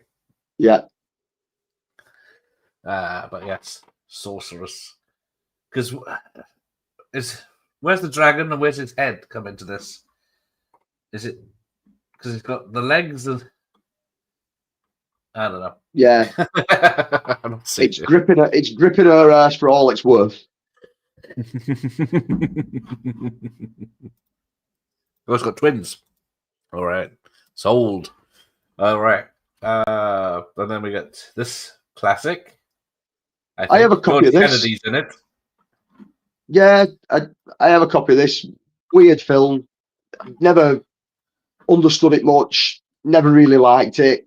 It always felt like one of those films that was made in like Hungary in about 76 and then sat on for years because nobody knew what to do with it. And then when there was a massive boom and this kind of stuff, somebody went, fucking tell you what, release that. It'll be okay. We'll dub it from Hungarian into English. It'll be all right. Yeah. So it doesn't. Yeah, apart from George Kennedy, Lane Cordell, 1981. But then let's see who's there. 97 minutes at least. Same description. So not much about it at all. It's an odd one. It's shot very weird as well. It's shot in a similar style, not as mad as, but a similar style to Dario Argento's Conquest. All right. So it's very hazy, out of focus, soft lighting. It is weird. I like his hat with a knife in it. Ready? Yeah. Looks like it does get in the way a lot, though. Okay. Yeah, it's not going to be practical, that is it? But Carradine's paid the artist a lot for this one. 100%. Maybe look buff. Because that's not how he looks in the film. He is buff in the film, but he isn't. Mr. Carradine, what can we do? Well, have you heard of a 6-pack? Yeah, well, I want an 8-pack. And I want a naked lady with 2 serpents wrapping around her. Fucking hell. It's just a typical Carradine film. It ain't that good. but it has no, David Carradine from Lone Wolf McQueen and Kung Fu is about all it says, isn't it? Yeah, it's Is she naked or is it just a dots on her bra? Okay. Let's have a look at this. The American one, I think, a bit more detailed. Yeah, it's an odd film. Like I said, yes, it's 4 tits. There you go. Yeah, like I for this stuff that Carradine was doing at this time, I just think it was a cocaine fueled haze for him. It was like he couldn't have had a clue what he was doing. Like he just did some mental stuff. Yes. Was it Terror? Evil Tunes for start. Yeah. There, someone mentioned Hercules. Yeah, I watched this the other day. I wasn't bad. It is just a rip-off of Superman, 1978. But yeah, it definitely needed more Danning's tits. Yeah. Again, this was Cannon cashing in again, wasn't it? It was. It's again. I like it. It's you know what I mean. There is 2 of these. Yes. So this is the better one. Yes. And like you say, it just feel like a Superman rip-off, but it is fun. It is good. I do like a bit of Lou. So he was very good in it. You know what I mean? I did not watch it originally because I thought, oh god, this is terrible, but it's actually pretty good. Yeah. That's the canon. That's the theatrical poster. Yeah. I thought, is that a spaceship behind him, or Yeah. I don't know if that was in the film. I must have missed that bit. Yeah, I think there's a bit of artist licensing going on there, isn't there? Yeah. The original script was filthy as fuck. I bet it was. If it was a canon film in the 80s. Yeah. In the late 80s, they were aiming for a bigger market. Let's see, Cyril Danning, Brad Harris. Doesn't need the Stone Woman. Right. Okay. Then, in no particular order, we get Destroyer. This pretty much sort of leveled the Conan franchise, didn't it? Really, it's a shame. I watched it so much as a kid on VHS back in the day. It was my favorite. It was all action. Yeah, because that's what it was aimed at. So after the hype of the first film, they thought, well, what kids can't watch it, but if kids were watching it as well, it had made even more money. So what can we do for the next one? Tame it all right down so kids can come and watch it. Okay. Yeah, kids you tame it down. PG. Yeah, they're not watching it. Yeah, you tame it down and you're like, right, this is what you get. I mean, it's no sort of secret that Schwarzenegger didn't like it, didn't like the end result, didn't like the finished product to it. So much so he got pissed off. And he was told at the beginning of filming for this, I think it was Mr. Universe at the time that was coming up, and they told him in no circumstances must he go to Mr. Universe competition, and he ended up going to Mr. Universe. So the beginning of the film, he's covered up because there's massive sections of the film where his body looks completely different. So any time you see Ernie covered up in this film is where he'd been at Mr. Universe, and he was that ripped and that big. It didn't look like sections of the film where he wasn't as jacked as what he would be. So it's all a bit over everywhere, and they had to wait for Arnold coming back to finish bits off, and it's fucking weird in places, and it doesn't sort of work, but it's fun. But it's nowhere near what the first one is. Yeah. So Jerry Conway, who I interviewed, mostly because of this, his name's on it. But they didn't use much of his stuff. But Basil's they made him less a barbarian and more just a bloody adventurer. Yeah, it's just an adventure film, isn't it? Yeah. But I get what they were trying to do with it to appease a mass audience, but it doesn't work on either level really. It's no. Let's have a look at this. It's a shame. Yeah, it's just a slimmed down version. Yeah. But yeah, it's good. Yeah, shame we only got one proper Conan film, but yeah, man. We got a Yeah. Yaw. Your Hunter from the Future. I think there's a couple of Your films. Yeah. Yeah, I think there's two on there, I think. But yeah, got Cher tied up, and then someone. I don't know. This poster. Great ideas, but I don't think any of it's to do with the film. No, it's Red Brown, of course. Is it Miles O'Keefe? I think so. Is it on the other poster? Or is it Red Brown? I can't. I think. Oh, that's Red Brown. So yeah, Is it? Miles O'Keefe comes up in something else later, I think. I know Miles O'Keefe pops up in some stuff like this. Is it Gore? No, that's thinking that, isn't it? Yeah.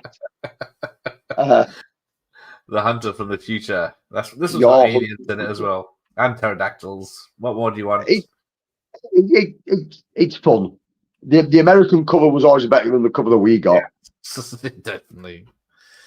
Yeah, future friend of the channel. Yeah, we've raised £4, I think, of the $400 fund to get Red Brown on. So, and that's taken 2 years. So, any donations are welcome. Right. Now we're talking real men. Yeah. More canon. This is a tale of two halves for me. So as a kid that loved Masters of the Universe, as a kid that loved He-Man, this film came out right at the end of the franchise. So if you can think about it, you're wrapping all your toys up there, you're pretty much looking for the next thing, and along comes a He-Man film to suck you back in, try and sell you some more shit. So you're in both feet straight away, fucking Master of the Universe film. I remember coming out the cinema and thinking to myself, what have I just seen? That wasn't a He-Man. Like, what was that? I have no clue to what it was. And for years, it just annoyed me so much that I hated it. But now, I'm at the complete other end of the spectrum. Is it's that stupid and that naff that I love it. Like, love it. It's brilliant. Frank Langella as Skeletor is fucking amazing in it. Like, unreal in it. Is there any characters in there apart from the He-Man, Skeletor, and Evelyn that you know? No. Man of Terms looks fuck all like Man of Terms. Teela looks nothing like Teela. Teela's who the fit. who the friggin' hell's Gwildo? You know what I mean? And then they bring all these bad guys in. Yeah, they bring all these bad guys in that no one's heard of, apart from Beastman, who doesn't look like Beastman. And you're like, what is this? And He-Man's flying around on a hoverboard, and you're thinking, and he's He-Man all the time. He's not Prince Adam and then He-Man. And I'm going, what is going on? This is just craziness. But no, I love it. I think it's brilliant. I loved it when it came out as well, though. So I saw it in the cinema, and I wasn't the biggest fan of the cartoon or anything else. See, I'm a big fan. I'm right in that demographic. I'm right in that timeline, slap bang in the middle. There's not spoon feeding me. They're shoveling it into me. You know what I mean? And I lapped it all up. It's yeah. Canon should stick to ninja films, not Superman and Master Universe. Yeah, it'd be interesting to see what comes out of the new film. Yeah. I mean, some of the stills you've seen fill you with some kind of hope. And Netflix did a really, really good thing with He-Man Revelations, the animated show. That's really good, really well written. So hopefully, you know what I mean, fingers crossed that the new He-Man film will be good, but I ain't holding my breath. Yes. Right. Oh, who put that in there twice? Or have I gone round again? No. Idiot. Explain this poster to me. Yeah, you can't. There's not a single bit of that that's in the film. So it's a Fulci film, so it's eye trauma, and it's an 18. Yeah, I mean it's crazy. This is a fever dream crossed with an LSD trip. Like, it's Lucio Fulci. If people watching know Fulci for his horror and how good, weird, and crazy his horror stuff is, times it by 10. Times this by 10 of anything you've ever seen from Fulci before, and it will blow your mind. Like, I can't even tell you what the basic concept of it is, other than Fulci wanted to go at a sword and sorcery film.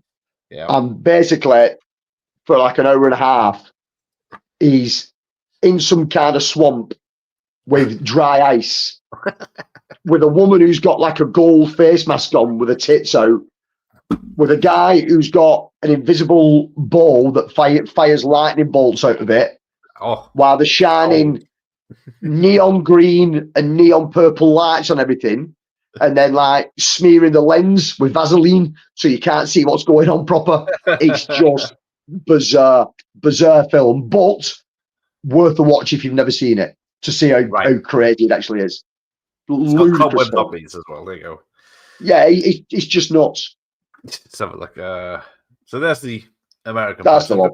That's the one. Coming up. Yeah, it's see again, lady with the mask on the right. She has the big boobies out in it.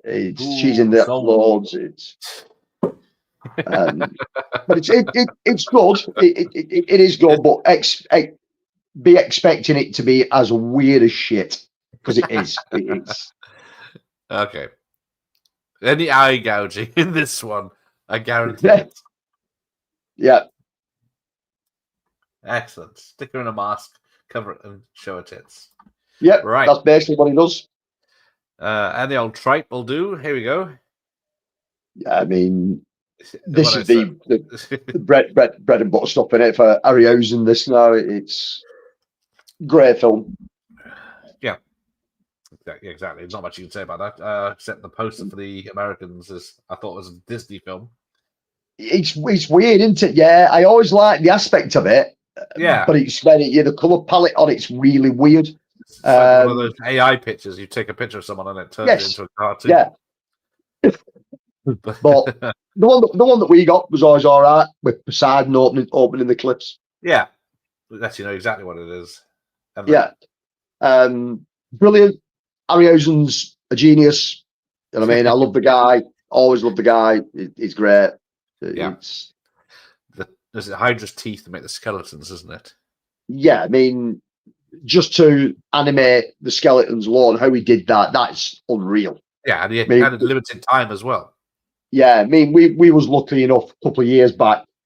The Harryhausen Foundation had the entire archive out at Edinburgh Modern Museum. And me and a friend went to Edinburgh for a few days to check it out. Amazing, absolutely amazing. Just to see things up close. I mean, you can see that things are detailed on screen when you see his sort of puppets, marionettes, figures, animatronics, whatever he's made up close. It's frightening how much detailed on them. That's what helps, doesn't it? All right. Okay. Then we get Atoll. Is that Mars? Yeah, that's Mars. This is Mars O'Keefe. This is the one. Yeah, Fighting Eagle. First one's really good. It's got some weird giant spiders in a cave. It's yeah, I like Miles O'Keefe. He's like inoffensive. You know what I mean? I think he wanted to be a badass action hero, but couldn't quite pull it off because he's too nice. Yeah. What the hell's he wearing? Oh God, yeah. I mean, he wanted to be He-Man there, didn't he? That, you know what I mean? That's yeah. I think the US one is actually better for this one. There you go. It is. It's a lot better. Or whatever it is. And again, it's not the only. I mean, he did a couple of Ator films, but he, if anyone remembers, Sir Percival and the Green Knight. That's Sean Connery. Sean Connery. Well, that's Miles O'Keefe. Miles O'Keefe plays Percival in that as well. So Miles O'Keefe, you know what I mean? He'd done some big stuff. He'd done some fancy stuff as well as. Yeah. And then just got down to this low budgety kind of crap at the end here. It's Temple of the Spider. Yeah, with it's Sabrina Ciani, who I guess that's her in the background. yeah. All right. Again, it's a decent film. It's right in that sort of like middle zone of this kind of stuff. It isn't brilliant. It isn't terrible. It's just there. Yeah. All right. I think is that Atoll 2? Yeah, the Atoll the Yeah, Invincible. The Invincible. Yeah, they're not the easiest films to get hold of in the UK. I bet. They are quite difficult. Yeah, Miles Tarzan O'Keefe. Yeah, But yeah, that sells it, doesn't it? And then I think is there another one? Yeah, I think it's called The Blade Master as well, or that might be another one. there's that one. There's a fourth one as well called Iron Warrior. I didn't find that one. I think I only got the 1, 2, and 3. I'm sure there's a fourth one as well called Iron Warrior. Makes sense. Yeah, The fact they don't have the word Atoll in the title. yeah. All right. Dun dun dun dun dun dun dun dun dun. Flash. But we've only got 24 hours to save the earth. We could just sing the song, couldn't we? Yeah. I went to see this 12 months ago on a big screen. So when the 4K of it came out, might be 2 years back now, and I'd never seen it on a big screen before. In 4K on a massive screen, it was fucking brilliant. Yeah, with what's the face, the Italian bird, and Dale. Yeah, in Berlin, I think. yeah. It was great. It was full of like blokes our age, just who'd been out boozing for a couple of hours beforehand, who were just dead excited to go and watch it, and they'd had a couple of beers while they were in there, and everyone was just going dun, dun, dun, dun, dun, dun, dun, dun, Flash. Oh, just like fucking brilliant. But yeah, because yeah, they're very different posters. Yeah, and again, you know what I mean? It's talking about putting music to a film. I mean, I didn't really mention it with Highlander before, Yeah, but of course. I'm not a massive Queen fan, like at all. I'm not. I think you're referring to the Mighty Queen. The Mighty Queen, sorry. But those soundtracks that they produce for both of these films, yeah, what make the films. definitely. And they're fucking legendary how good they are. I mean, obviously, Flash Gordon, the song that they did for this, the whole build up to it, the riff, everything, it's brilliant and it's played throughout the film. Highlander, they wrote a song for each part of the film and then released it as an album, and every song tells you more of the story as it's going along with the film. It's genius. Yeah, every song's fucking brilliant on it. Yeah, I got Color of Kind of Magic on vinyl and it's Flash. well, I've so never good. seen this. Oh, I saw the pleasure for Flesh Gordon. Is that a spelling mistake? Oh, talking of Flesh Gordon, here he is. I remember this being a talk of the town when we was at school. Yeah, this is weird because you watch the 70s version, it's exactly the same sets and makeup and stuff as the 80s version. Yeah. What we just saw, which is hard to believe that. Yeah. But yeah, this is the only porn we could get in the UK. Yeah, Flesh Gordon. Yeah, I just remember everybody talking about it at school. Nobody fucking seen it. Everybody was lying, of course, but you know what I mean? It was like, oh yeah, I saw Flesh Gordon last night. Yeah, man, whatever. And that's the American poster. That doesn't even give it any idea it's not for kids. No. Media release as well. Yeah, I'm assuming. Yeah, it does say Flesh. I had to triple check it then because in case it was just the legit Flash Gordon. But that's the re-release. But I think it has the same poster as that originally. But then we get Flesh Gordon 2, which was like 10, we needed a second one. Yeah. And the Cosmic Cheerleaders. I think there's less nudity in this one though. I have never seen the second one. I can't say.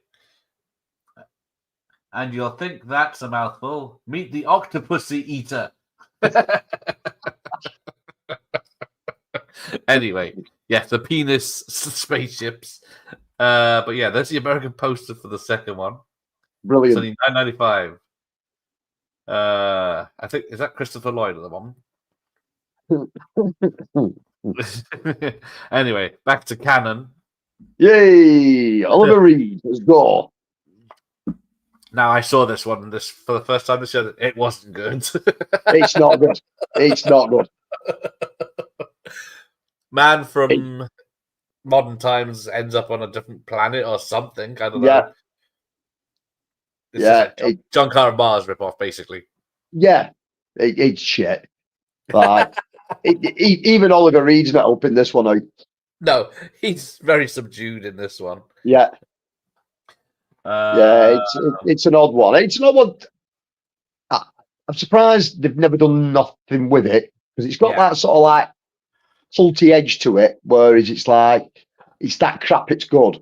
But nobody's ever sort of done a re-release of this. Yeah, it's got Jack Palance of whatever fame we saw earlier. Yeah. But yeah, there's the American poster. But yeah, and then we get Outlaw of Gore. Oh, I don't know that one. That's the sequel, apparently. I didn't even know there was a sequel. 86 minutes. You're probably better off not knowing. Yeah, I don't think I've seen this one. I like his ring from Captain Planet, though. Before Captain Planet. Yeah, it was Gore. Yeah, he looks drunk and he forgot his sword. Yeah, that's pretty much the first Gore film.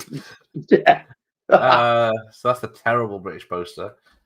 And then this is the American one, which really doesn't help the film either. No. But Jack Palance is a pirate. Yeah, Darth Palance. Yeah, they have done Darth fucking Vader, haven't they? Just so you can see his face. Yeah. Christ. All right, let's get past I don't know. I don't know that one. I've never seen that one. Okay. Sinbad, you might have seen one of them. Eye of the Tiger. Just a few times. That's the one I watched the most, I think.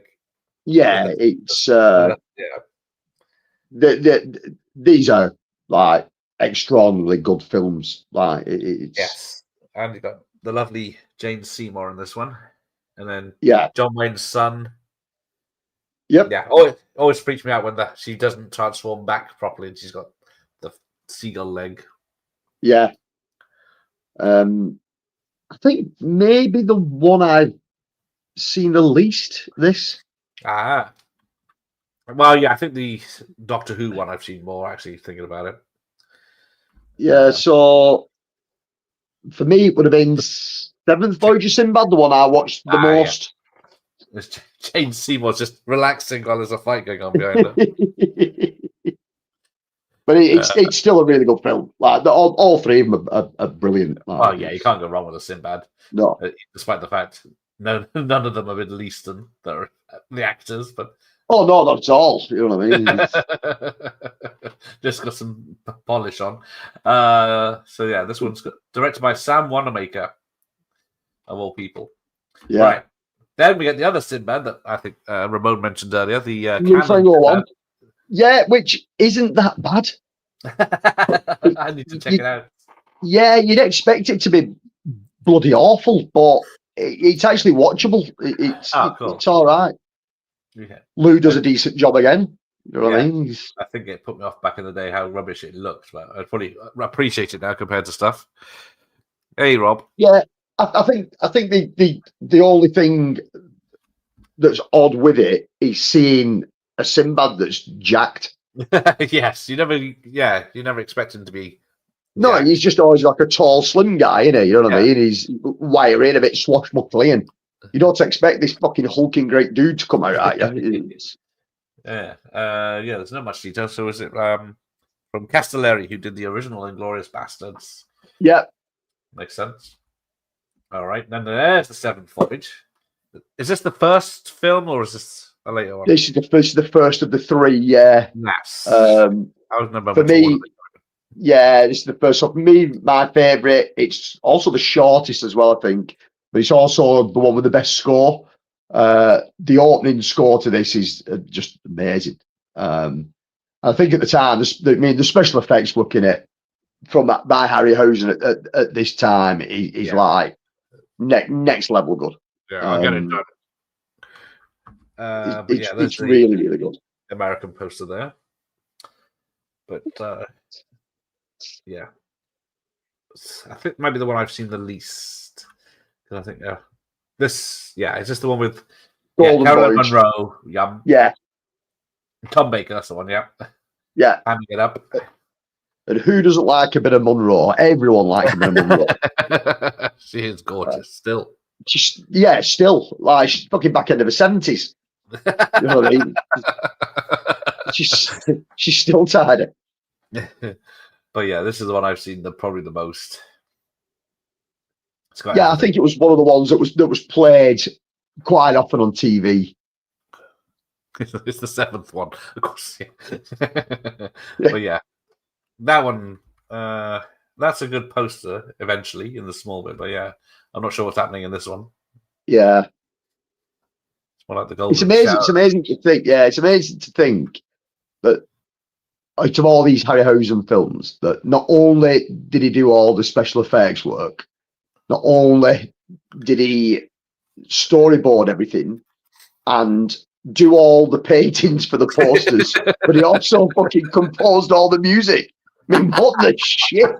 Like, the guy's just a genius. Producer. There is a creator of special effects. A legend. Because I think just Carolyn Monroe's. Is she the Harryhausen Foundation or whatever it is? Is she part of that? Yeah, she's part of that. Yeah. So the good thing with the Harryhausen Foundation is it's all family run. So everything was kept within the Harryhausen Foundation. And then from the foundation, they help other charities out by either loaning them parts of the archive so people can go have a look. Like a couple of months back, I think it was Manchester Science Museum had a load of rare Earth versus the Flying Saucers, First Men in the Moon. They quite a lot of stuff that was like pre-production or stuff that never got used in the films. But Harryhausen was known to keep everything that he did. So they had a big exhibition in Manchester of just these sci-fi bits. And it's just brilliant. Like, it's just, I just love the guy. What about the Barbarian Master? Oh, no, I don't know this one unless it came under a different title. I was looking up Barbarian and it just came up as one of the options. I thought, oh, hello. A time of barbaric hordes tearing through villages, horrific killings, rape and plunder. But yes. And obviously, so he's like, we're going on a Friday night. That'll be Hollyoaked in a show me a nipple. There you go. It's airbrushed out, but so look, I think that's there's a bit more artistic in the American one, but Christ, he's dressed as a character to Dungeons and Dragons. No, he's not. It's not copyrighted. I don't know that one. Unless it had an alternative title, it's not one that I've ever come up against. Yeah, I can find under Barbarian Master. It might have another title, like you said. Barbarian Master. No, I don't know that one. Hang on. As I made this up with AI. Excuse me a second. I need a drink. Yeah, I'll do some research. Oh, it might be called. Has he gone? Good. Right. It's also known as the Sword of the Barbarians, by the look of it. Is it? Yeah, with different names. I think it's got. But yeah, there's quite a few I could have put on here. The Blade Master, I think it's got a really cool poster. I think, does it have so also known as Barbarian. Yeah, so it's an Italian barbarian film, which tells you everything. Topless women, exploitation film, Italian exploitation, female nudity, female whipping. But there you go. I'll find a copy. There you go. It's a Sword of the Barbarians, it's called. Sword of the Barbarians. Nope. Maybe. Maybe I've heard of it. No one knows it. Okay, moving right along to Barbarian Queen, which is Again, the same yeah. font as Warrior Queen. Yeah, another Roger Corman piece of crap that feels like it was filmed in a woods at the beginning and then like Promises a lot. yeah, delivers nothing. I think there's probably plenty of TNA, but yeah. No man. There's not as much as what you think there would be or should be in it. I know I've seen it because it's got my mate Frank Sargarino in it from Project Shadow Chaser. That's why I watched and he's it. not and he's not in it that much. No. Because I think he gets kidnapped. He gets kidnapped and she goes to try and rescue him. Yeah, because it's Barbarian Queen. It's not. So yeah, it's not even a poster or mentioned. Let's have a look at so it's the same poster. The blonde beauty of Deathstalker is back. But yeah, it's all right. Again, it's shot on the cheap. Yeah, it's TNA. It's in the woods. Yeah, and again, there's a decent finale to it. Again, like it's but the beginning and the middle is just terrible. It might have the best cover. The cover is good. Yeah, the cover is good. Kat Shear's in it. She went on to be a director of stuff like Strip to Kill and other stuff. But yeah, which one is the queen? 5 women. Which one is the ruler? Ooh, the one highest up in the blonde. Right. Is that it? Is that it? Oh, that is it. There we go. I thought it was 50, but it's not. There you go. That's why it's last. It's my favorite. Right. Excellent. We made it. I think it's a genre that people sort of like snigger at. You know what I mean? I think it's a genre that no one ever took serious. No. And nor should they really, but I think it turned a lot of good films out. You know what I mean? Yeah. Like we said, it's like just 90% of these are in the 80s. Yeah, there's a really small window of like 80 to 88.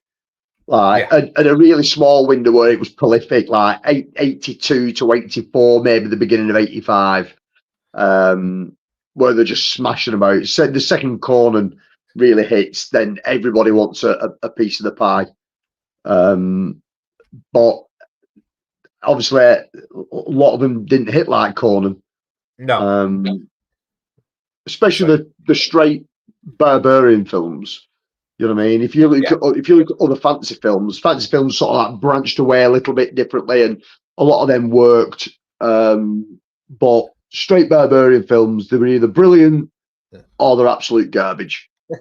There's always at least topless women, sword fights, set out. They filmed it in some woods in the country, and then fill in the rest later.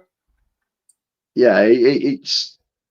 But for me, like I say, as a kid growing up with cartoon shows like Dungeons and Dragons and Thunder the Barbarian and Black Star and all this kind of stuff, and it's TV shows like Robin of Sherwood and obviously once you start watching films like this, those shows sort of weaved me into finding films like this, and I've been hooked ever since. It's probably my favorite genre. And don't get me wrong, I like horror and I like my action films, but when it comes to this stuff, there's just something about it. It's got a little bit of charm to it, even though you know it's crap. You know what I mean? You know you're watching rubbish. I think only Beastmaster made it to the 90s. Yeah, I think so. I don't. So again, the thing with Beastmaster is again they tried the whole time travel skit, didn't they? Yeah. So like, is it on the cover of the second film or the third film? Is like in a Porsche or something like that. There's a Porsche coming through the poster, and you're going, "What the hell is this?" Beastmaster. He had a black tiger in the first film. What we're going on about here? He's like, but Portals of Time, the Eye of Braxus, let's have a look. Oh yeah, there it is. A Porsche coming through the portal. Yeah. I don't know if I can share the screens. Get rid of that one. But yeah, And like I said, they tried with the TV series, didn't they? I was going to say, yeah, they went TV with Xena and who's the other one? Hercules. Hercules, that's the one. Yeah. Yeah.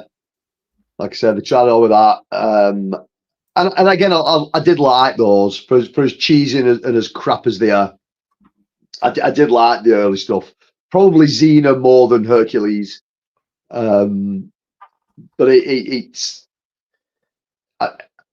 again, like I said before, with some of it when it feels quintessentially British, and it's got that air of Britishness to it. It just sort of works a little bit better. Again, that's why I like Robin of Sherwood. And if you watch Robin of Sherwood now, it's still naff. You know what I mean? It's as naff as it ever was, but it's so fucking charming with it that you forget how naff it is because it is so entertaining and so charming. Yeah, but there we go. They did try with Conan the Barbarian remake, didn't they? I don't think. What was the other one? They did. So Conan, yeah, I mean, the Conan was what's his face? Aquaman. Yeah, Jason Momoa. That's it. Doesn't really work like at all. Momoa plays it as this like funny bumbling idiot, and Conan wasn't that. You know what I mean? It was I don't really know what they're going for. I mean, what we did get was a reinsurgence at about 2006 onwards of some really, really good fantasy films for a short period of time that stood out to be decent. Like we got after 300, we got Immortals. I thought Immortals stood out. That was a pretty decent one. Season of the Witch.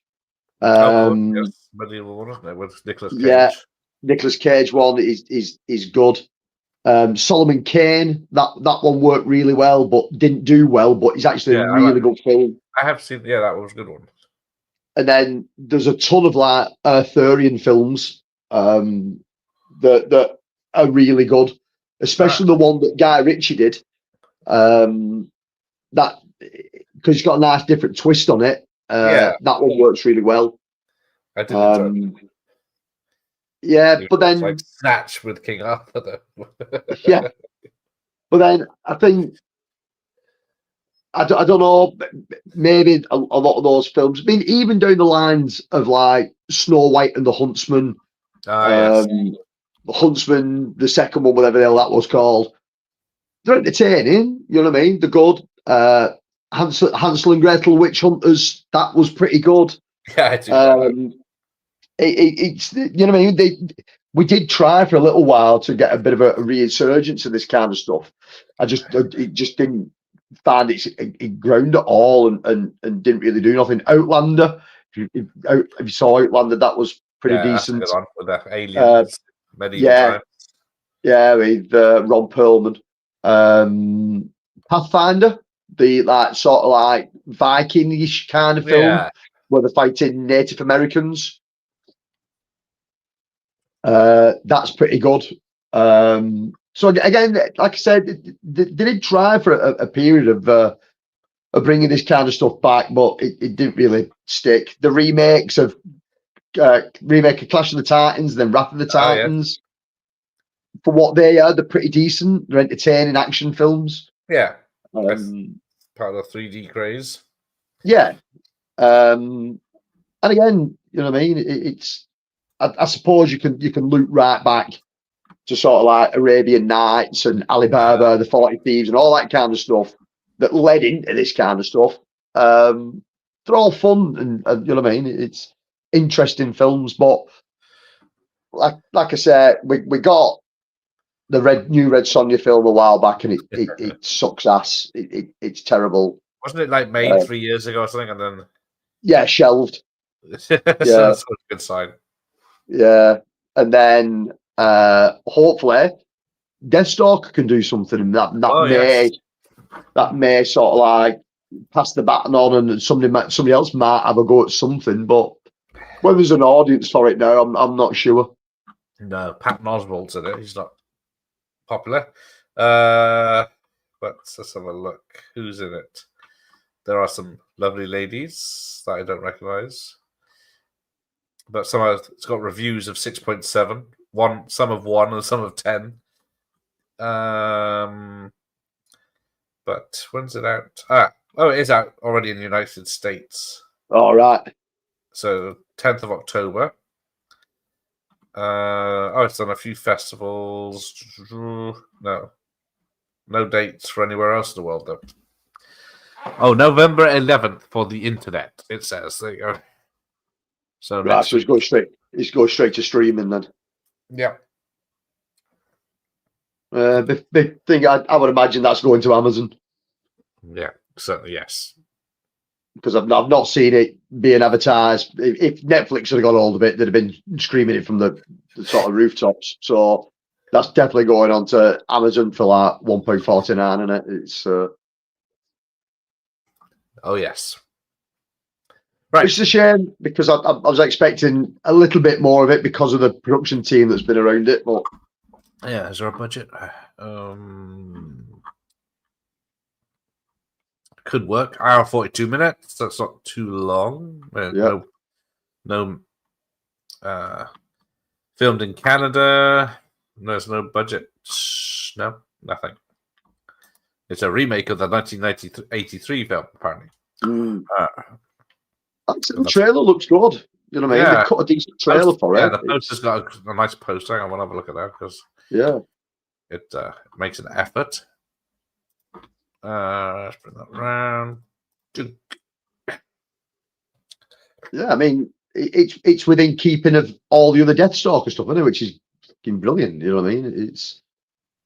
So they obviously know what they're doing. The team around it know what they're doing. So you're glad to think it's not a bad film. If it's in the sort of mentality of the other films, then it should fit straight in. Yeah, if that's what they're going for. Yeah, just a remake with the same style and just modern practical effects. Yeah, but like I say, even in the trailer, you can see that they're using practicals. There's guys in makeup and costumes and big rubber masks, and you know what I mean. I'm all up for that shit. You know what I mean. I'd rather see that than some crappy CGI. We'll risk it for the biscuit. Where's the? There you go. Who is it? They say he was once a knight. Before the war against the Dreadites. Surgeon with a sword. Oh, wow.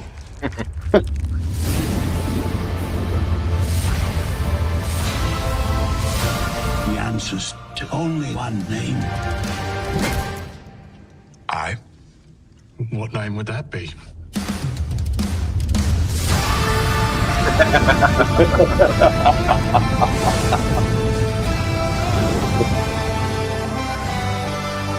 Will it have the nudity? Oh, well. Is that the one thing it won't carry over? Deathstalker. My old friend. Come and get it. Nope. Weird monsters. Yeah, it's ticking boxes. The mighty Deathstalker! Oh, what the fuck? There's a lot of films like that.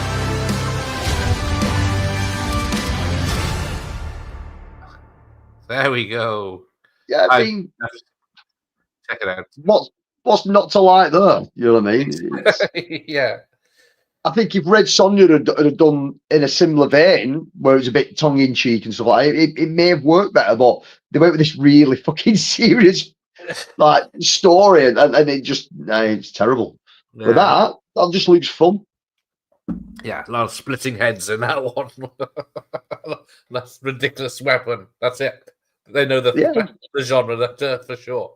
Yeah, dwarfs throwing firebolts out their hands. You know what I mean? And it's like yes, hiring real little people for acting. Yeah. roles. So, yeah, it's just you know exactly what you're getting. It's you know what I mean? Yeah, it's ticking boxes everywhere. It's yeah. Bernhard's he is about 60, I think, because he's definitely older than me because he was in Kickboxer 2. We found out the other night. All right. That's his first film, and Kickboxer 3, and then 4, and then he's big into stunts now. He's in the John Wick franchise. He's in Ballerina. He's in Matrix sequels. Right. So he's in a lot of stuff. You just haven't noticed. Right, time for bed, I think. Said Zebedee. I have no idea what you're referencing. I'm not that old. Said Dougal. All right, thanks everyone for joining us. Yes, thank you very much. But yeah, I didn't bother with the animated because it would still be halfway through of that. That's another session on its own. Yeah. Animated fantasy films, there's a ton of them. Yeah, So, got Star Chaser, you got Fire and Ice, you got the Bashki films, and yeah. Too Star Chaser, The Legend of Orin. Don't get me started there. We could be here all night just on that film alone. Yes. Anyway, thanks for Tony. Thank you very much for having me. Yes, I think Tony will be back next week. I'm hoping to get hold of a K's catalogue with the lingerie section. So, mention. Or the thong section, anyway. All right. I didn't put Mortal Kombat as a fantasy film, but I suppose it could be. I'd have put it into a martial arts section. Yeah, all martial arts, isn't it? Yeah. All right. Thanks, Ramon. Thank you. Thanks, Ian. I really enjoyed this one for once. I wasn't completely lost. There you go. He's thanks to Stacey. I know how to bring the level of the discussion down. Barbarian films. All right. Take care, everyone, and good night. See you later, everybody. Here endeth the lesson.